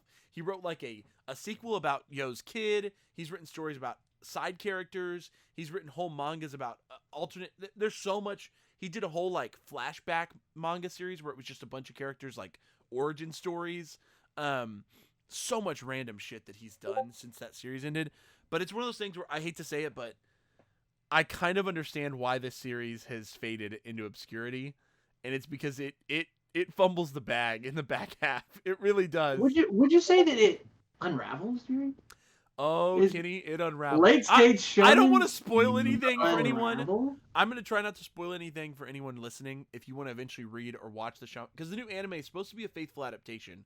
The original anime only adapts up to the Shaman King tournament. And then after that, the old anime just made the rest of it up. So it's got a whole different ending, a whole different back half, which is also considered universally terrible. The manga ending is considered better, but I don't. Not much better. It's not. The only thing I'll say is that one of the craziest things about the ending, if you think that Dragon Ball Z likes to bring people back from the dead a lot, you haven't read Shaman King, bro. Bro, whoa. That is the one thing that I was just like, well, fuck, I guess everyone can die now. I was just so confused. You'll have to read it to make that make sense, but that's wild. So the whole back half, and it just gets so absurd and JoJo's-esque. Like that's all I can do. That's the only thing I can compare it to. JoJo's. Huh? He just kills characters off because he doesn't want to have to write them into the story again. He forgets about them. He's like, fuck, bro. They're dead. Takei took a lot, and he said this in interviews. Shaman King is super inspired by JoJo's. And in the first half of the series, you don't really feel that. But after about chapter 180, the back half gets really absurd. I mean, like, it's really off the wall, guys. Bizarre. They do all have stands, bro. I mean, yeah. Obviously, Shaman King's like super inspired by JoJo's. You can literally tell they have spirit beings that are their fighting characters that come out of them. You know what I mean? Like, it's like legitimately JoJo's to an extent. And then one thing, and this isn't that really much of a spoiler, but there's an arc in the series where they have to travel across America, and they're like being hunted by other spirit shamans. They're being hunted by other shamans. It's very indicative of the part 3 journey across Egypt arc. Very indicative of that. But it's a really weird series, and I've really loved it. It's easily one of my favorite mangas of all time because of the first 180 chapters. And I don't dislike I don't hate the ending, is what I'll say. But it certainly is hard to defend it because it is not as... the writing just really struggles. So I want you guys to both read it one day. It's all available on Amazon for free. If you're a listener, I'll tell you right now, if you want to read Amazon, or if you want to read Shaman King right now, the whole series, you can literally read every single chapter for free, official translations, if you have Amazon Prime. All you have to have is Amazon Prime, and you can add it to your Kindle app for free. You can add every volume. You can only do 10 at a time. So, add 10 that you're reading, and then when you're done with those 10, add the next 10. But you can read all of it for free on the official app. It's really cool. That's how I was able to read it, because I was originally reading it in the actual singles. But like we said earlier, manga flippers are going crazy right now. So it's really hard to get your hands on a good price of the original Shaman King print. Because they've just gone way up in price because they're a lot more collectible. I was able to get I have the first 17 volumes in the singles, and I also have the new print that just started. It's a 3-in-1s. So if you want to start the series now, you can also go to your local bookstore. They just started a print reprint Shaman King in 3-in-1 volumes. So go support Shaman King. Go buy it if you're listening. Jerry the salesman, everyone. Jerry the salesman. I mean, I just want to make sure we got to support the industry we love. But yeah, I really want to talk more about Shaman King, like spoiler territory stuff with you two. So I want you guys to read it. You guys could probably, it's taken me like 6 months to read it because I'm just a slow reader and I only read like a volume a week. Jerry's a human ad, guys. Okay? But Hashtag ad. if you guys ever read it, we can do a full review on the podcast. But maybe we'll just. Do you guys want to wait for the whole anime to come out? Let's wait for the anime because I'm sure. Let's just wait. I mean, the whole. You guys will watch the anime for sure. For it, Yeah, Sure. that'll be more fun. Speak Japanese and you just. The one thing I have to say. The one thing I have to say is that I already am bummed. I watched the opening scene of the anime, and the anime opening scene, the new anime, reveals something that doesn't get revealed in the manga until like chapter 115 or something. So it opens with a scene from chapter 115, and it's like one of the big reveals of the manga. So it really takes that weight away from me. I'm really disappointed in that, but I am curious about anime onlys if they didn't feel that way. You know what I mean? Like maybe you're an anime only viewer after the whole series is over. Wow, it is coming down. Can you guys hear that? It's been outside my plate. Jerry, you understand that we don't live in the same area, right? It was raining for me earlier. That's crazy. Not raining for you guys. But Jerry, that doesn't make sense. When you're reading Shaman King and that big reveal happened, do you feel like the build up to, like, do you feel like it was done well, like worthy enough for it to like stay in the anime? It's like to be adapted faithfully. I think so, but I also wonder if the anime team just assumes most people are going into this new adaptation knowing the manga. Watch the first one, Yeah, maybe they've already read the manga or watched the old anime. The old anime reveals the same thing, just at its original point. So if you watch the first anime, you'll know this already. Or if you read the manga, obviously you'll know it. But I just feel like for someone who's never touched either of those properties, if you start the new anime, you're gonna go, "What the fuck? Why is what?" I mean, that's like, I won't spoil it. I almost spoiled part 2 JoJo's, but it's like woman coming out as main character's thing, like in episode 1. You know? Yeah. Yes. I agree. So yeah, I don't know what they were doing with that. I'm not sure. And I again, there's like no buzz around the new adaptation. I've seen a couple people post YouTube videos about it, a little bit of it here and there, but no one's like praising it, and no one's really like chatting it up a lot. Even I know there's only like been like what, maybe 5 episodes out or something, 6 episodes. Yeah, and we can't watch it too. So like that's true. American speakers can't watch it, so or American English speakers. So I don't know. Whatever. Let's move on, boys. Was there any other news stuff that we missed? I mean, nothing that I don't know. I thought one thing I saw that was like, oh, this would be cool to say, but I lost it. So maybe it wasn't really that important. Whatever. We're just shooting the shit tonight. So one thing I have to bring up for the whole world to hear is that after Kenny, David, and I watched the first episode of Don't Toy With Me, Miss Nagatoro, we were all in agreement. All 3 of us, we agreed, oh, this show's not very good. It's just a bully. And then I have these boys text me and say, Jerry, we watched the rest. We love Nagatoro now. Nagatoro's our favorite. We simp for Nagatoro. And I'm like, what's going on? Am I left in the dust? Jerry's a damn liar. I got the receipts. I got the receipts. Kenny, I'm just so confused. I thought we were in agreement we weren't going to watch more Nagatoro, and you guys went and watched it all. I don't know. Uh-oh. Oh, no. I disconnected. Wait. No, I was pretending to be frozen. Bro. Oh, my God. I thought I was disconnected. Wait, David disconnected? He might have. I don't know. Oh, shit. Okay, he is frozen. Oh. Or maybe he's fucking around. I don't know. Did I Nagatoro him so hard that he... Oh, shit. I think his power went off. He said, no. My power died. Oh, no. Is it gonna fuck the recording? I always have a backup recording. So it won't really matter, I guess, but we can definitely still record the end. David, what? This is funnier. I'm still recording. I'm still recording. This is part of the podcast. So that way, honestly, I can send this to him. Guys. Mm-hmm. Kenny, you're a Nagatoro simp now. You can't talk. I'm a Nagatoro simp, guys. Sorry. Well. I keep watching Don't Toy With Me Nagatoro. I'm still watching 8686, even though it's this weird white savior show about Oh, you're white still saviors. watching that?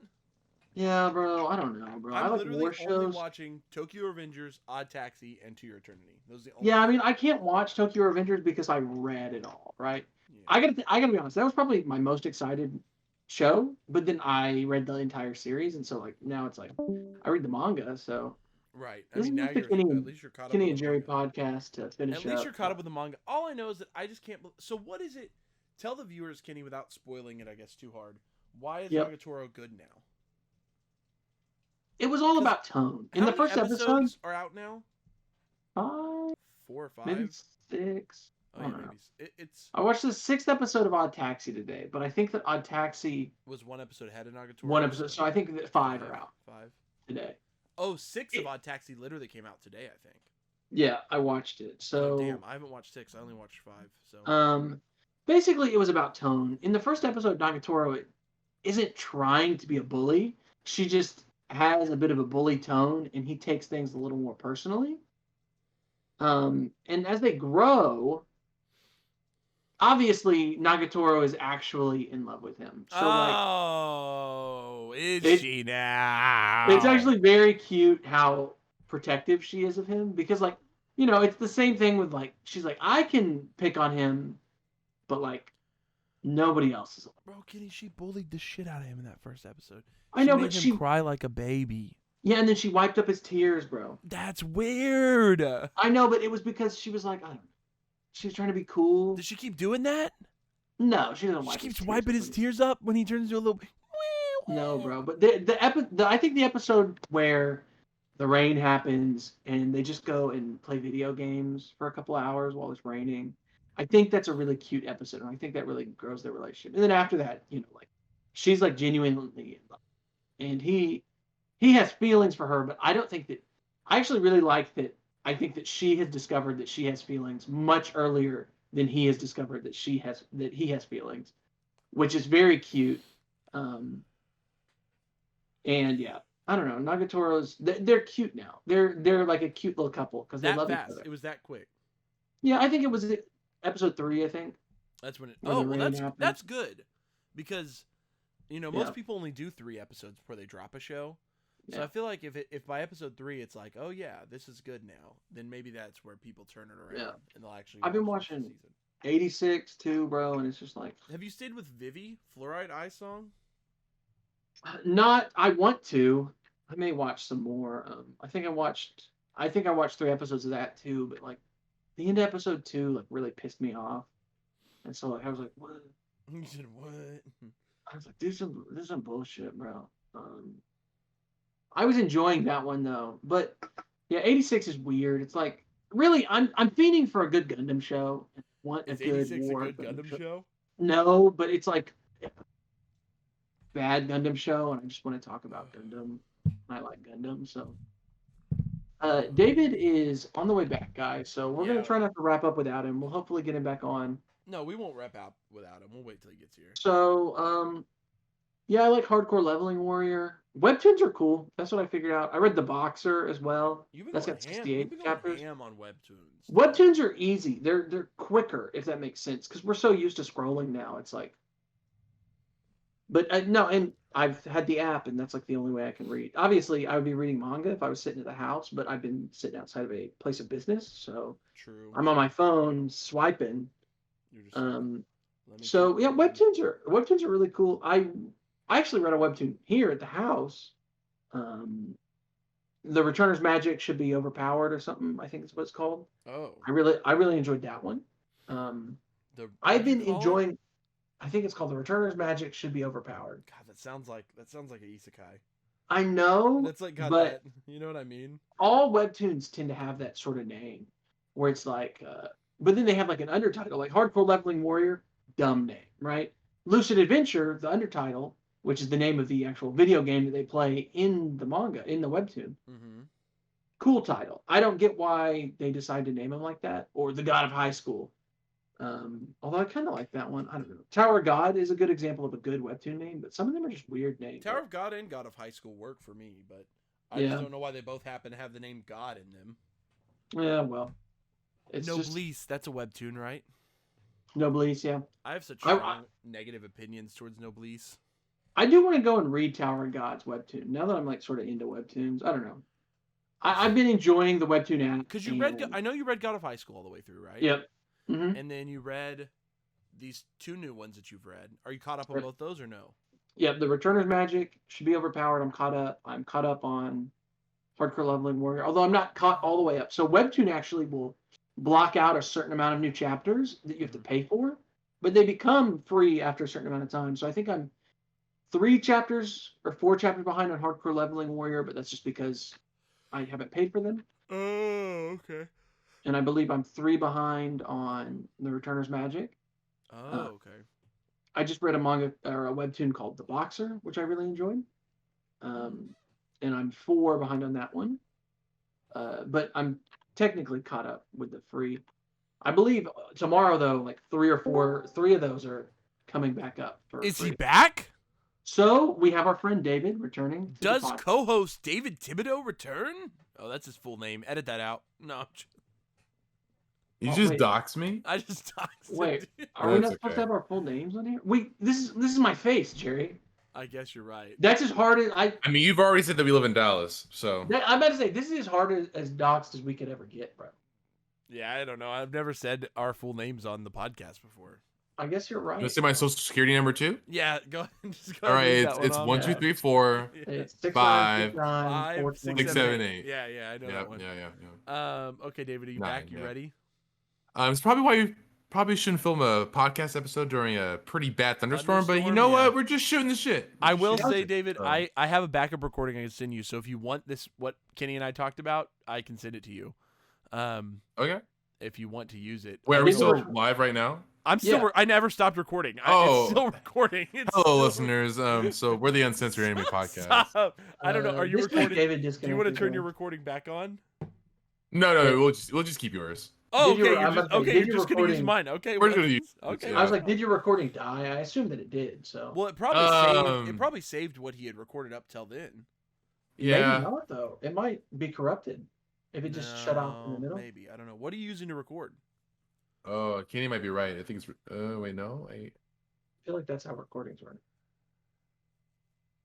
If it gets hard closed, this is. I'll look at it later. It's okay. Yeah. We'll look at it later. Whatever. We'll look okay. At it later. So now technical difficulties, but we're good now. While you were gone, David, all we talked about was we just wrapped up why Nagatoro's good now. Kenny gave a good reason, and he made sense of it. And I think that it makes sense. He said, especially by episode 3, the like charming part of the series kind of comes out. Do you think you agree with that?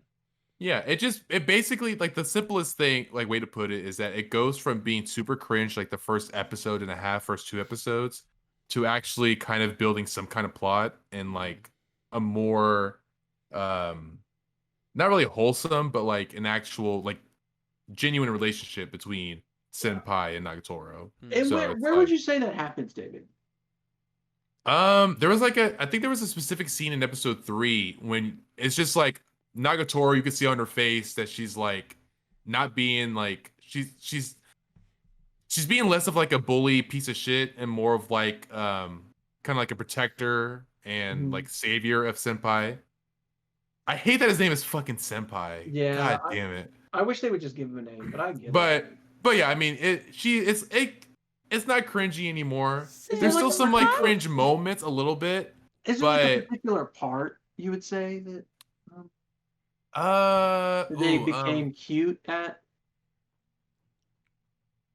I think so there was an introduction of Nagatoro's friends. Damn it. And you can see wait, was that what you were gonna say? No, I was trying to lead you to the part that I thought, but you go ahead.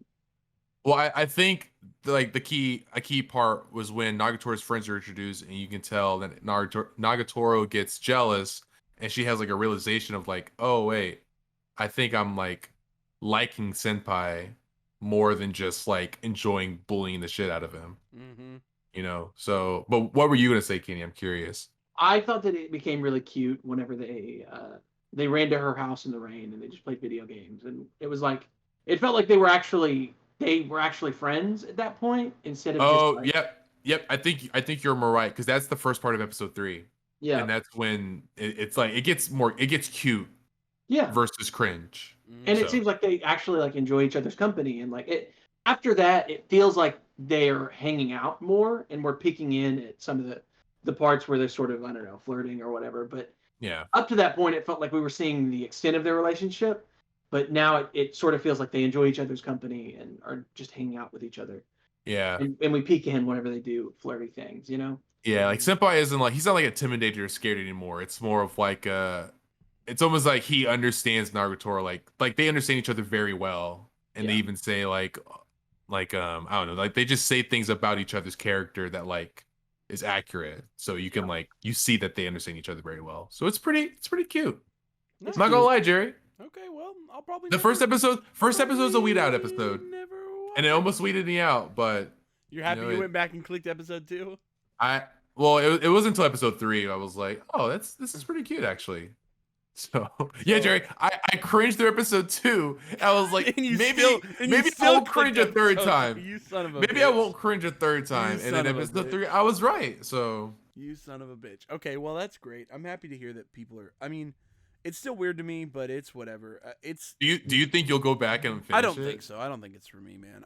I mean, those types of shows never really do it for me. And something about just like a 15-year-old girl that is like falling in love via this bullying antics. It's just not really my style, and I don't know. I mean, I guess if you think about it, I mean that's kind of how like a lot of like high school and middle school romances start. Like they like pick on each other, 100%. And then it like grows. I actually agree with you. I think it's probably a pretty interesting adaptation of like it just doesn't interest me, I guess, is the problem. Yeah. Like, it's not really in my zone. I like a good like romance series, but it's just not real, like not that style, I guess. And I don't know. I've definitely been leaning away from sort of like the whole shonen is just really riddled with like high school romance and like busty girls and like ecchi, where they're like the characters are supposed to be 16, 17. And I'm just starting to feel like, oh, I want more shonens that are like, well, saying it, I don't know, romance series intended for men that are adults. Like, well, yeah, it's illegal for us now, Jerry. So it's yeah. Wait, what? What do you mean? Well, I'm saying like, cause like 16, 15, 14-year-old girls to like sexualize and fantasize about them. You're like, wait, they're 16, 14, 15-year-old. This is weird as fuck. When I was in high school and I was reading, you know, like when I read Ichigo 100% in high school, or like when we were teenagers. It was like, I was like, oh, I love these. But the older you get, the more it's like, yeah, maybe there's still some cool storytelling that you can get out of those types of shows. But when it's just sort of like ecchi romance, like mixed in with like a little bit of that, and it's like 15-year-olds, it's kind of like, nah, I'm good. I actually do think Nagatoro is more cute than ecchi. Like it is just they're cute. Like it's like, oh, you know. There's honestly not a lot of like, there's no, I don't think it's like pretty rarely any like sexual like ecchi stuff in Nagatoro. I don't think so. Yeah, I mean the first episode she did that weird thing with her thighs. That I was not cool with. Yeah. But and I don't think that that's the intent, that it's supposed to be ecchi. I'm just saying that it's like I don't need to watch a 16-year-old girl romance, even if it is intended for male audiences. But I think that I'm leaning more towards some of the older shonen romances that exist. Well, dear, you might like Full Dive. I don't know what Full Dive is, but maybe is that an isekai? I don't think you I want to try Blue Flag. I've heard it's also high school students though, but I want to try it. Maybe one day I'll try Blue Flag. Have you guys heard of Blue Flag? Yes. Yeah. It's like a shonen romance. It's a love triangle. Yeah. I might try that. Is it getting animated soon? I don't know, but that'd be nice. I'd like to watch the anime version and not read the manga, but I've been thinking about reading I think it's coming out in summer. IDK, but yeah, it's just tough. The older you get, the more it, you know, when you're 27. I might be lying. I'm a liar. When you're 27 like I am, it's slowly getting stranger to watch those sorts of, or read and watch those sorts of animes. It just feels weirder and weirder the older you get. And they're not as endearing as your older. And there are tons of degenerates that still are like, step on me, Nagatoro, and they're like 35-year-old men. You know what I mean? And I'm like, yeah, we don't talk about those guys. It still exists. Those degenerates are out there, and they're definitely in the community. Unfortunately, you know who I want to step on me? That big woman, bro. The Resident Evil lady. Oh, This is the whole reason I was getting graphics cards, guys. I want to play Resident Evil. mommy milkers. Mommy milkers. Mommy milkers. No. And I think Fuck that yeah, me, it's like vampire. I've always been like the only anime girl that I'm just always talking about is Nico Robin, and she's Nico a full Robin. grown adult, dude. Like, Whoa, is she? Now? Yeah. she's in her 30s She's after like- the time skip. So- No way. No, she's not. Yeah, I think she's 28 before and 30 after. No way. Luffy is like 27, 14 29, before. something like that. Luffy's not 14. He starts at 17, and after He's time at skip, he's 17. 19. Oh, Really? she was 28 and then she was 30. 30, yeah, 28, Wow. 30. Post yeah. time skip.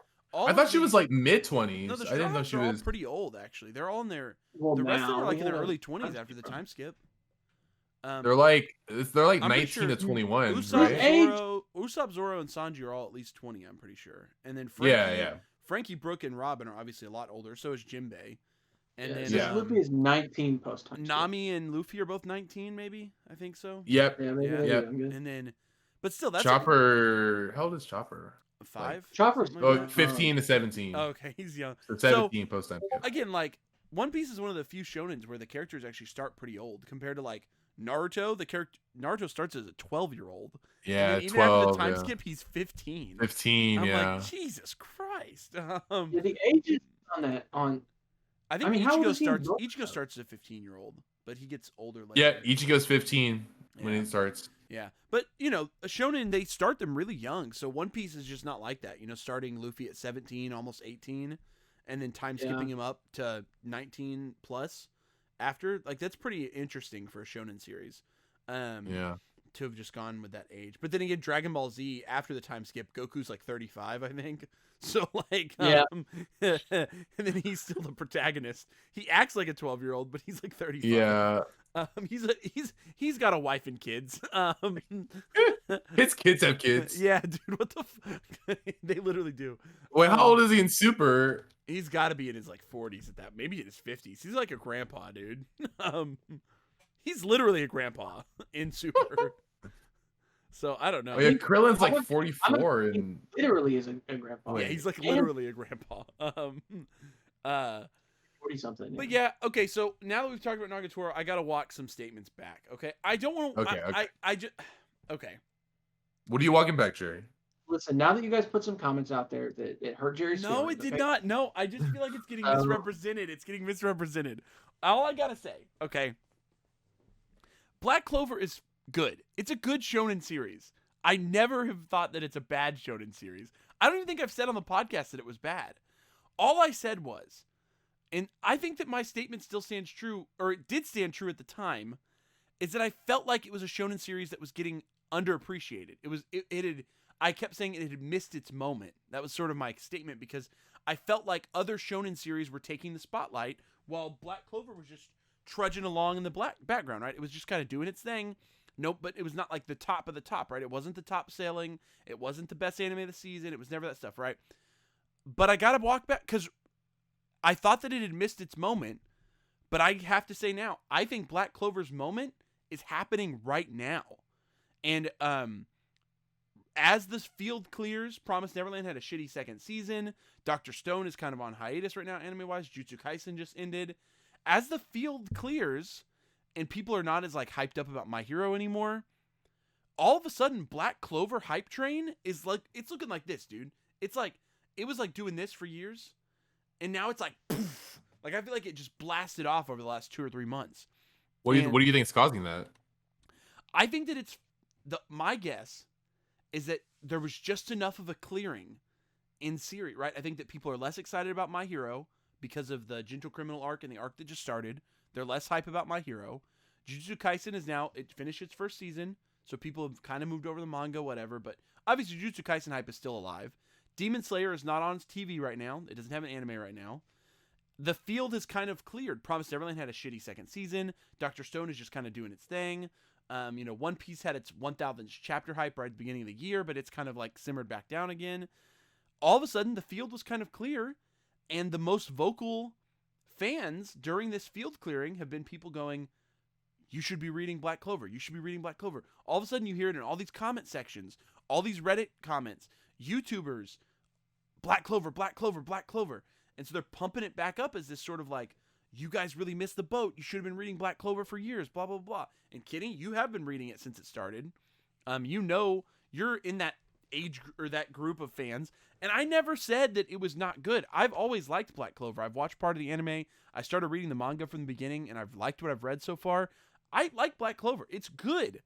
But I just always felt like it never had a moment to be the best shonen. You know what I mean? It always was being overshadowed by Jujutsu Kaisen, Demon Slayer, Promised Neverland, Dr. Stone, One Piece. There was always another Weekly Shonen Jump title that was kind of overpowering it. My Hero, obviously. It debuted like right next to My Hero. So I just felt like it never had a moment to shine. And now in 2021, I actually feel like Black Clover is having its moment. It finished the series is over. The anime is over for the moment being. They've announced they're going to do a movie. But the anime's off air right now. But they adapted like all the way up, like almost the entire manga is in the anime. Like all the way up to like 10 or 15 chapters before the most recent one. So they like really pushed it with the last episode of the anime. And yeah, I think it's finally happening. I don't know what else to say. Like, I think finally people are noticing Black Clover. And I want to call Black Clover the little engine that could. Like, it is the manga that has just trudged along in the background of Shonen Jump for 5 years, and no one was talking about it, and now it's being talked about all the time. YouTubers, manga tubers, Reddit forums, all this stuff, people are just talking about it now. And I know the current arc and the time skip probably helped it. Because it did have spoiler, if you don't read the manga or whatever, there's a time skip that occurs. And I heard the current arc's really awesome. Kenny, can you confirm? Black Clover is a manga about Asta whacking people with his sword, and that's what he's doing. So he's whacking people with his sword. The basic plot synopsis is it's a world full of magic, and a kid has no magic, and his sword is an anti-magic sword, and he whacks magic people with it. That's like his thing. Yeah. Imagine there's a world where there's a guy and he has a sword that is blunted, and so he whacks people with it, and that's the beauty. I think every time we've talked about Black Clover, it's like not a conversation about if it's like good or bad. It's just like it's repetitive as fuck. Yeah. Is it hype? Yes. It's like the animation from what I've seen. I've watched like the first 50 episodes of the anime, and every time that there was a fight, every time Asta was whacking people with a sword, I was hyped because the animation was good, fights were good, the choreography was all good. I'm like, this is good, this is peak. Yeah, and then it's just one of those shows that like it just didn't have its moment, and I think it's happening, guys. I think I've been seeing okay, you guys know For Neverworld? Do you guys know him? No. He's a YouTuber that does like anime news. He has like 600,000 subscribers or something. For Neverworld does these like weekly chapter polls. He like asks his community like, which chapter was the best one this week? Which chapter was the best one? And it's like weekly Shonen Jump chapters. And every single week, it's Black Clover. For like the last 3 or 4 months, Black Clover every week wins those polls. And I think I'm getting it. I think that I get it. I understand why people like it so much, but I also understand why it was never. Damn, that looks cool. Like I understand why it was never the big dog. Like I get it. I get why it was never the big dog. It's not pushing the formula. It's not doing what Jujutsu Kaisen did. It's not doing what Demon Slayer did. It is the shonen formula, and it is working, and it's working its ass off to be the best at being shonen to a T. And so if you like Naruto, if you like Bleach, you're going to fucking love Black Clover. It's the same damn show. Black Clover is good fairy tale. Yeah, it's good fairy tale. It's good fairy tale. It's shonen. Black Clover is good fairy tale. It's fairy tale, but with better character development, better story arcs, and better action. That's literally what it is.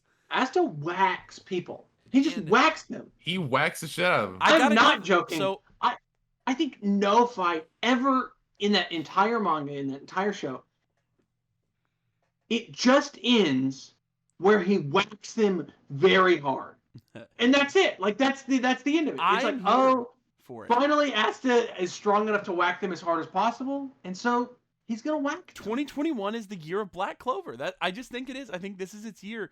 Demon Slayer and Jujutsu Kaisen probably won't be back until late this year, and people need shonen. A Chainsaw Man won't be out till the end of the year.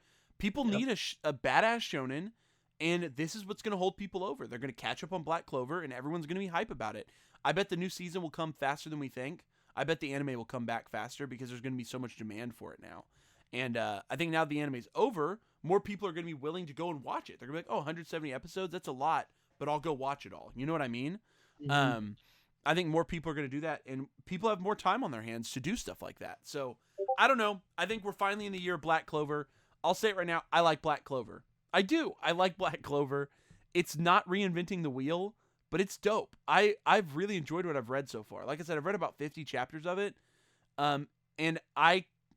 It's like while I'm trying to finish Shaman King, I keep like accidentally reading another like volume of Black Clover. You know what I mean? Like, I'm like, oh, I should just read the next volume of, but Black Clover really quick. Okay. You know what I mean? Like, it's that sort of distracting shonen that just, like, it makes you want to just keep reading because it's just action. It's beautiful artwork. It's fun characters. There's really fun arcs. And it's got, like, a really powerful theme of this idea of, like, it sets the theme. I don't want to spoil too much, but around chapter 20, there's an interaction with the main character and a very important character in the world of Black Clover. And there's, in this interaction, that important character says something to the main character, and that sets the tone for what Black Clover is going to be about. And that statement alone, I was reading the manga and I said, this is it. Like, this is where Black Clover establishes its theming as a series. And so far, I think it's held up, and I think it'll hold up to wherever the current is, because to me, like, that was the moment where I was like, damn, this is actually really cool. But yeah, go read Black Clover if you haven't, or go watch it. Both of them are good. The adaptation, I've heard, is pretty good for the anime. So go watch it or go read it. They're both viable options, or do both if you're really digging it. But if you like shonen series and you want one that's about magic, don't watch Fairy Tail, watch Black Clover. End of story. You heard it here. Heard it here on the Uncensored Anime Podcast. Jerry likes to shit on anime, and then when he gets shit on, he likes to back up a little bit. He's like, wait, actually. Get in the comments, guys. Get in the comments. I am holding to what I said initially. I'm just doubling down and making sure that I'm clear about what I meant. But you're right. I'm baiting. There was a guy in the comments. He got my ass. He was like, "Look at these old ass, dumbass, old ass, Black Clover hating fools." And I was like, "Go read Koji Kame." I was like, "I'm not old. I'm only 27." You know? What else do we need to talk about? So Jerry's got his confession now. He's the only cleared it up. David, fog is cleared. About an hour and a half. It feels like a long time. David and I have both watched some anime recently. We're not going to do a full review right now, but let's just briefly talk about them. First one is, David, you just finished it, right? Like last week? Which one? Rent a Girlfriend? Yes. Yep. Yeah. I binged it all in one night. Last year, in 2020, one of the most talked about animes of the year was a series called Rent a Girlfriend. So I put it off. Kenny, did you watch it when it was coming out? Or did you not watch it? You just read the manga. Oh, I hate Kenny, dude. Kenny, you're kicked off the podcast. I read the manga. Whatever. Okay, last season it was really popular. It was really well talked about, but then it kind of faded. Finally, a couple weeks ago, I decided to binge it in one weekend, so I watched it over like a Saturday and a Sunday. And then David, this last week, he watched the whole thing. You said in one night? So let me tell you the story, listeners. Okay, yeah, let's hear it. So I go to a Barnes & Noble. I'm looking for manga. I see Rent a Girlfriend Volume 1, and you know what? I look at it, and I'm like, you know what? I'm going to read it. I'm going to give it a shot. I go home and read the first volume. I eat it up. And then after I finished, I was like, I need more. Ate it up. Watch the first season is only 12 episodes. It's pretty short. Yeah. Watched all 12 episodes. I was like, I need more. So then I went the next day to Barnes & Noble, bought every single Rent a Girlfriend volume that's available in English, which is 5. Oh my god! And I'm currently in the process of reading them, and it's really good. Yep. And it's funny because I heard about it. Jerry talked about it because he said he watched it. Watched the anime, yeah. And for those of you who don't know, there's a YouTuber called Paolo. I think his name is Paolo. Okay. Paolo. It's a YouTuber, Paolo from Tokyo. He does like IRL stuff. He will do like day in the lives of, Japanese firefighters, Japanese ramen chefs, things like that. And he did an episode of life of a mangaka, and the mangaka was the Rent-A-Girlfriend mangaka. And so the whole episode, he's like, I think his name is Reiji Miyajima. Okay, yeah, that sounds right. Reiji Miyajima. And he like is just a day in the life. It was just follow them, and he has like his like helpers. And so seeing that, I was like, I'm curious. I wanna read this manga now. And so all that together like made me want to start reading it and watching it. And it's really fucking good. Yeah. I'm kind of sad that the anime kind of rushes through the chapters. It cuts some stuff out. Mm-hmm. So I'm excited to read the chapters to, pick up on the things that were cut. Yeah, I think it adapted like 50 something chapters in 12 episodes. So yeah, something like almost a 4 to 5 chapter an episode pace, which is pretty fast. Yeah. Like I noticed, you can notice because I read the first volume and then immediately watched the anime. And so I noticed it from the very beginning that there were like a lot of not really important to the plot, I guess, but still pretty cute scenes that were cut that would have been cool to see. But yeah, I really enjoyed it. For those of you who don't know, Rent-A-Girlfriend is exactly what it sounds like. Yep. There's a kid who he's in college, he's a freshman, he has a girlfriend, he's on top of the world, and then the girlfriend dumps him.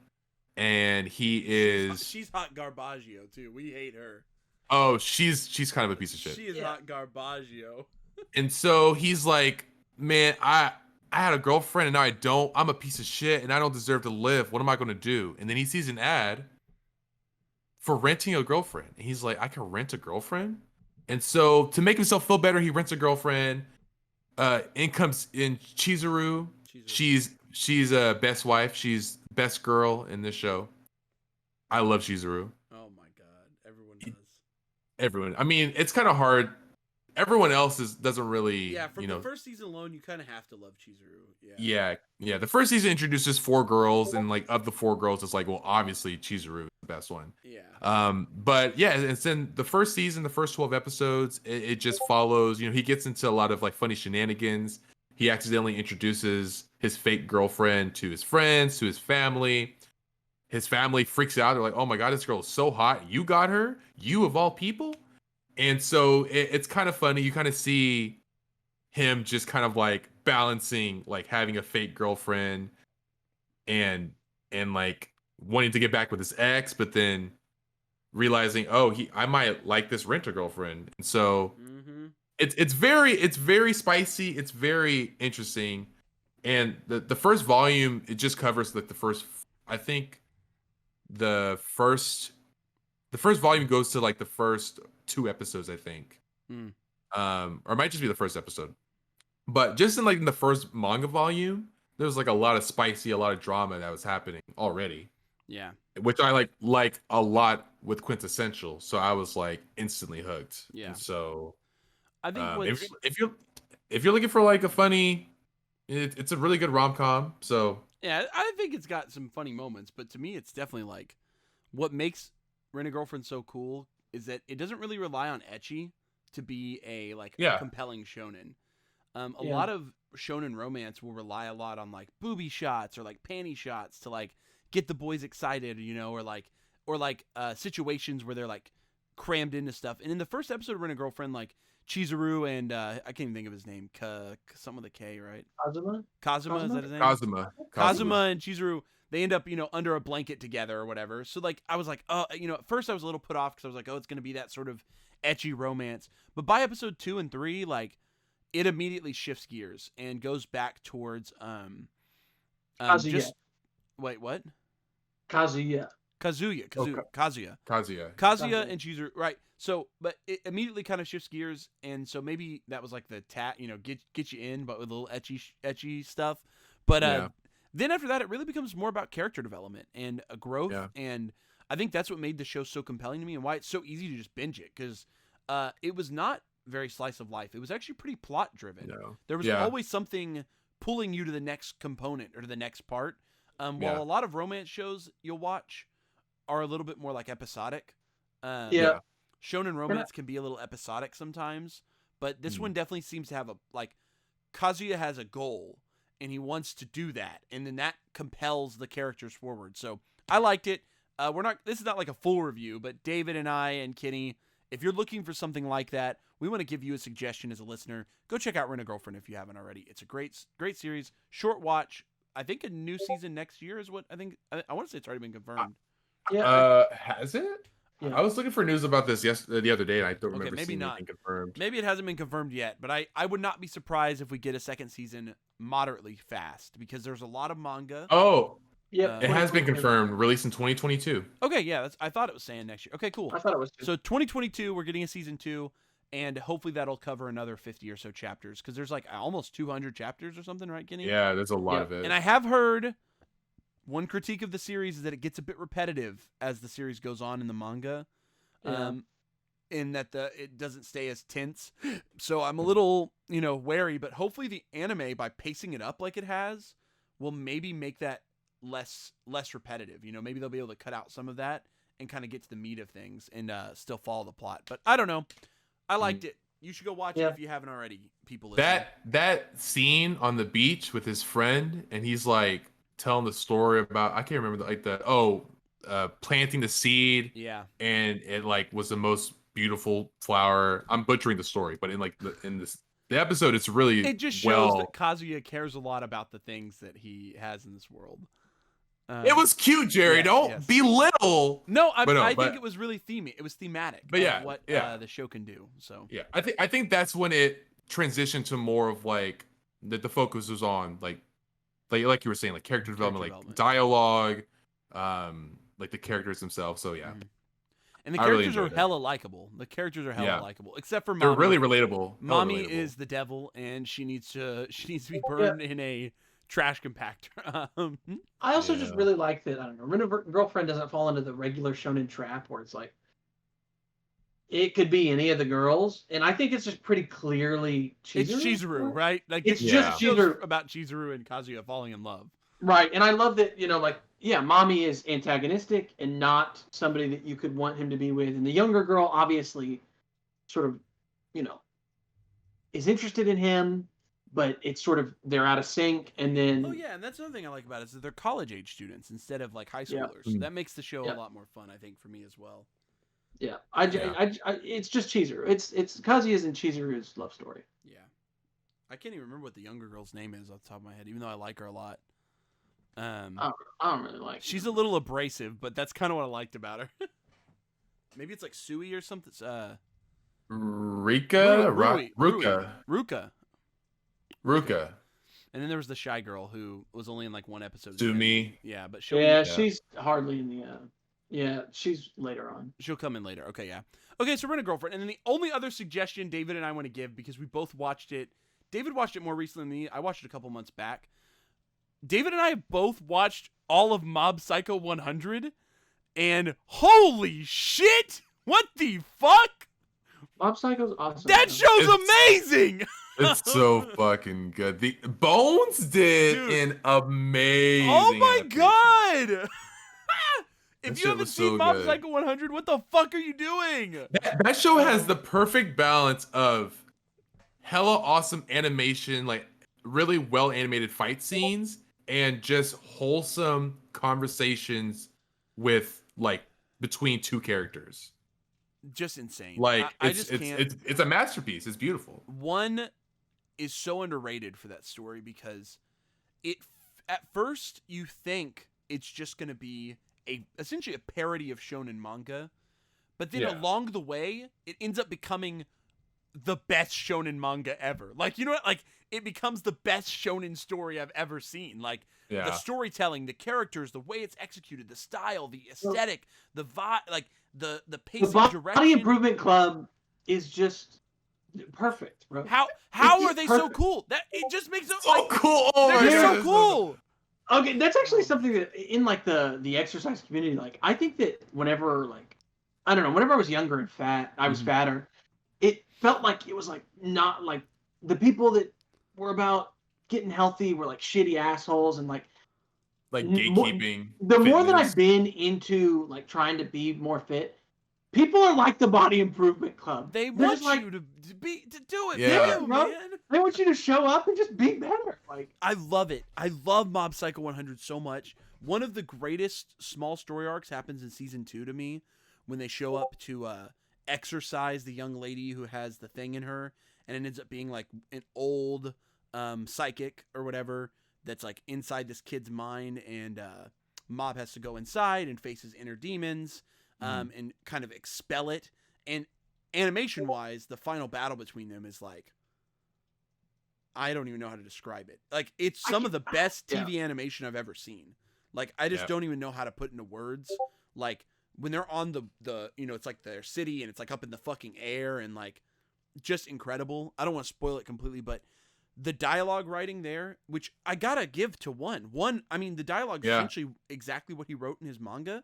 The manga looks ridiculous. I mean, it looks silly, but by Bones taking that exact dialogue and creating the animated version they did, it's clear that his writing capabilities are insane. Like, one is an insanely good writer. Like, oh my god.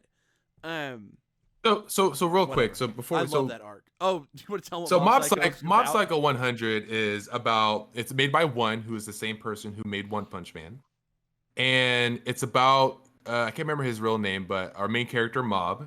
He is a psychic. Shigeo. Yeah. Shigeo. He is a Esper, is what they're called in this universe, and so he has psychic abilities. And he's a high school student. You know, he's kind of timid. He has a girl crush. He has, in the beginning of the show, he doesn't really have many friends, but it's like a real kind of like a coming of age story of Mob kind of going through all of these, trials and tribulations, learning more about himself, what he likes, and kind of finding a voice for himself, all through battling, he battles like an evil organization of other Espers who are trying to take over the world, essentially. And he's really close with his brother, who was jealous of him, but then through his own trials and tribulations, kind of overcomes that, and he becomes a psychic too. So like the biggest things of this show for me are like I'm a sucker for good animation, like good fight scenes, like the fight scenes are really, really good. Like if you look at the manga, they're so good. If you look at the manga, you would probably assume, okay, like what the fuck can you do with this? This kind of looks like dog shit. But then like the anime just like Bones took that and just I don't know what they like how they like envision what like the end result was, but it was just so well done. Like from beginning to end, there wasn't like nothing was like what am I trying to say? Like there was effort put into every single like opportunity by Bones. It was overall well done.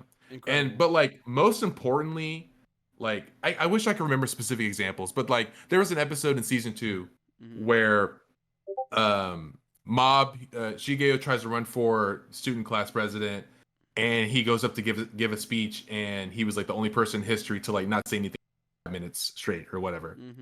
And then after that, a girl comes up to him and like confesses that she loves him, and so you kind of see like a montage of them together, and then ultimately you find out that she was dared to do it. But then and then Mob has this whole speech of like like standing up for himself and like not shitting on other people's dreams, because the girl wanted to be like an author. Yeah, she was but like her friends, getting bullied by her friends. Yeah, her friends are bullying her, and Mob like her paper gets ripped up, and then like Mob uses his psychic power together. That was like a rushed retelling of that. Yeah. but watching the whole episode, you're like, wow, like this is a completely different Mob from the beginning of season 1. Like you kind of see him like actually grow, and like the pacing was great. It didn't feel rushed or cheesy. Like it's funny because, and I think there was an Anituber who was stating the same case, that Mob Psycho deserves to be like, I'll say it, maybe like top 10 of all time. But it's like if you look at like my anime list, for example, it's like barely the like top 50. Yeah. And so it's like I don't know if it got like huge publicity or if there were like a lot of people saying like you need to watch Mob Psycho when it was coming out. But if you haven't seen Mob Psycho, like we all recommend you need to just watch it. It's a super easy binge too. I think it's only 24, 25 episodes. Yeah, it's like they're both the seasons are like 12 or 13. Yeah, so it's not super long, but it's really you won't good. be able to stop. Like when Alyssa and I started it earlier this year, we kind of started on a whim because we were like, oh, we never watched Mob Psycho. Let's give it a shot. Started the first episode, and like a day later, we were done. Like we had like binged it all without like it was just it's so compelling. It's so impressively written. You just want to keep playing the next episode. Like David's right that it's one of the weirdest things because it's written by this comedy manga artist, in this stupid style, his ridiculous, poorly drawn stuff, and the animation it combines with that aesthetic. The reason why the animation can be so awesome is because they can be more fluid because none of the characters have to be on model. Everything can look kind of ugly, but because of that, they can make everything look very fluid. Because of the style of the series, and that actually really gives us this aesthetic that is just compelling. It's gripping. It's fun to look at. It feels like an acid trip sometimes. It feels like you're really like just like colors and lines blending together, and you're like, whoa. Like if you got super high and watched an episode of Mob Psycho, it might be a pretty crazy trip. It's an awesome show, and it definitely deserves more. Like I said, it starts off trying to be what feels like a parody of a shonen series and slowly becomes an amazing shonen series. And that's where it's like, oh shit, when did this happen? Like this was a parody, and now Reagan is a tragic character that has had to go through things that have made him into this con artist that, you know what I mean? Like Reagan becomes tragic and informed. Yeah. And you as an audience member empathize with him, and you see him as a person who has flaws, but by the end you're like, Reagan has flaws, but he cares so much, and he really, really he's absolutely powerless. He cares so much about Mob, but he cares so much, and he cares about his image. He cares about who he is, just like we do as people. It's like you're like, holy shit, this dumbass character is a fully realized character, and I was just like, I remember sitting there at the end, I was like, wow, Reagan, Mob, his little brother.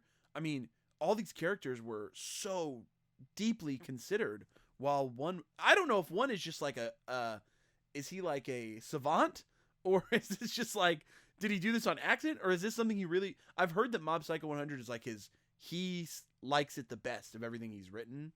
So I think he cares a lot about it, but yeah, it's crazy. Mob Psycho 100, you got to watch it. It's one of those shows that I might arguably, if we were rating this is like maybe a 10 out of 10 for me. Like, this is a show that I would maybe give a 10 out of 10. Or like I gave it a 10 on my anime list. Yeah. So Mob Psycho might be one of those shows I'd give a 10 out of 10. If I were to rank Rent a Girlfriend, it'd be like a 7.5, maybe an 8, maybe a squeak into an 8, but like a 7. I'd give it 7. Yeah. So there's your little anime suggestions. David and I just watched both those. We wanted you guys to hear a little bit. Squeeze those in. Yeah, just squeeze those in as like little mini reviews. Just on the back end of this little fun episode. So let's go ahead and wrap this up, boys. Thank you guys so much for being here. Thanks for listening. We hope you guys enjoyed. We're going to be putting out a couple episodes kind of flash rapid fire. We usually just do Fridays, but we've missed 2 Fridays in a row. And that was just because we had people who were busy. But Kenny was busy. Wait, David was out of town for a couple days. Yeah, David went out. There was a lot of things. And you were like tired one day. I had like a night where I couldn't film. Yeah, I had errands I had to run one night. Whatever. There was a lot of stuff going on. So we hadn't been able to film. We're gonna try to rapid fire film a couple episodes, get them out kind of quick to catch up, and then get back to our Friday episodes. So if you're watching this on a Monday or Tuesday, or Tuesday, Wednesday, whatever day of the week this comes out, so be it. But thank you guys for sticking with us. Thanks for enjoying, and thanks for getting us up to 100 subscribers on YouTube and over 100 followers on Instagram. We absolutely love the support. If you're just now finding the Uncensored Anime Podcast, make sure that you go and like, comment, subscribe. Go like us, follow us on all of our socials. We would really appreciate that. That helps you keep up with us. You can also follow us over on Spotify. I think you can give us a 5-star review on Apple Podcasts. Do all that stuff because that really supports the show, helps us to get our name out there a little bit more. We haven't done a really great job pushing our advertisement out to other communities, we have let ourselves just organically grow at this point. Like, pretty much all of our growth has just been organic from the ground up. So we really do want to keep sharing and pushing, and we're really grateful to people like the Dark Sage, who is a big friend of ours, a friend of the podcast, as well as just a great creator and content creator on the internet. And we're really grateful for him for constantly pushing our podcast to his followers as well. And so if you are from the Dark Sage, if the Dark Sage is the reason you landed here, hopefully you're enjoying our commentary and our content as well. It really means a lot to all three of us if you are enjoying what we're doing. But yeah, thank you guys for being here. Make sure to like, comment, subscribe, follow. Congratulations to both of our giveaway winners. We'll be announcing another giveaway very soon.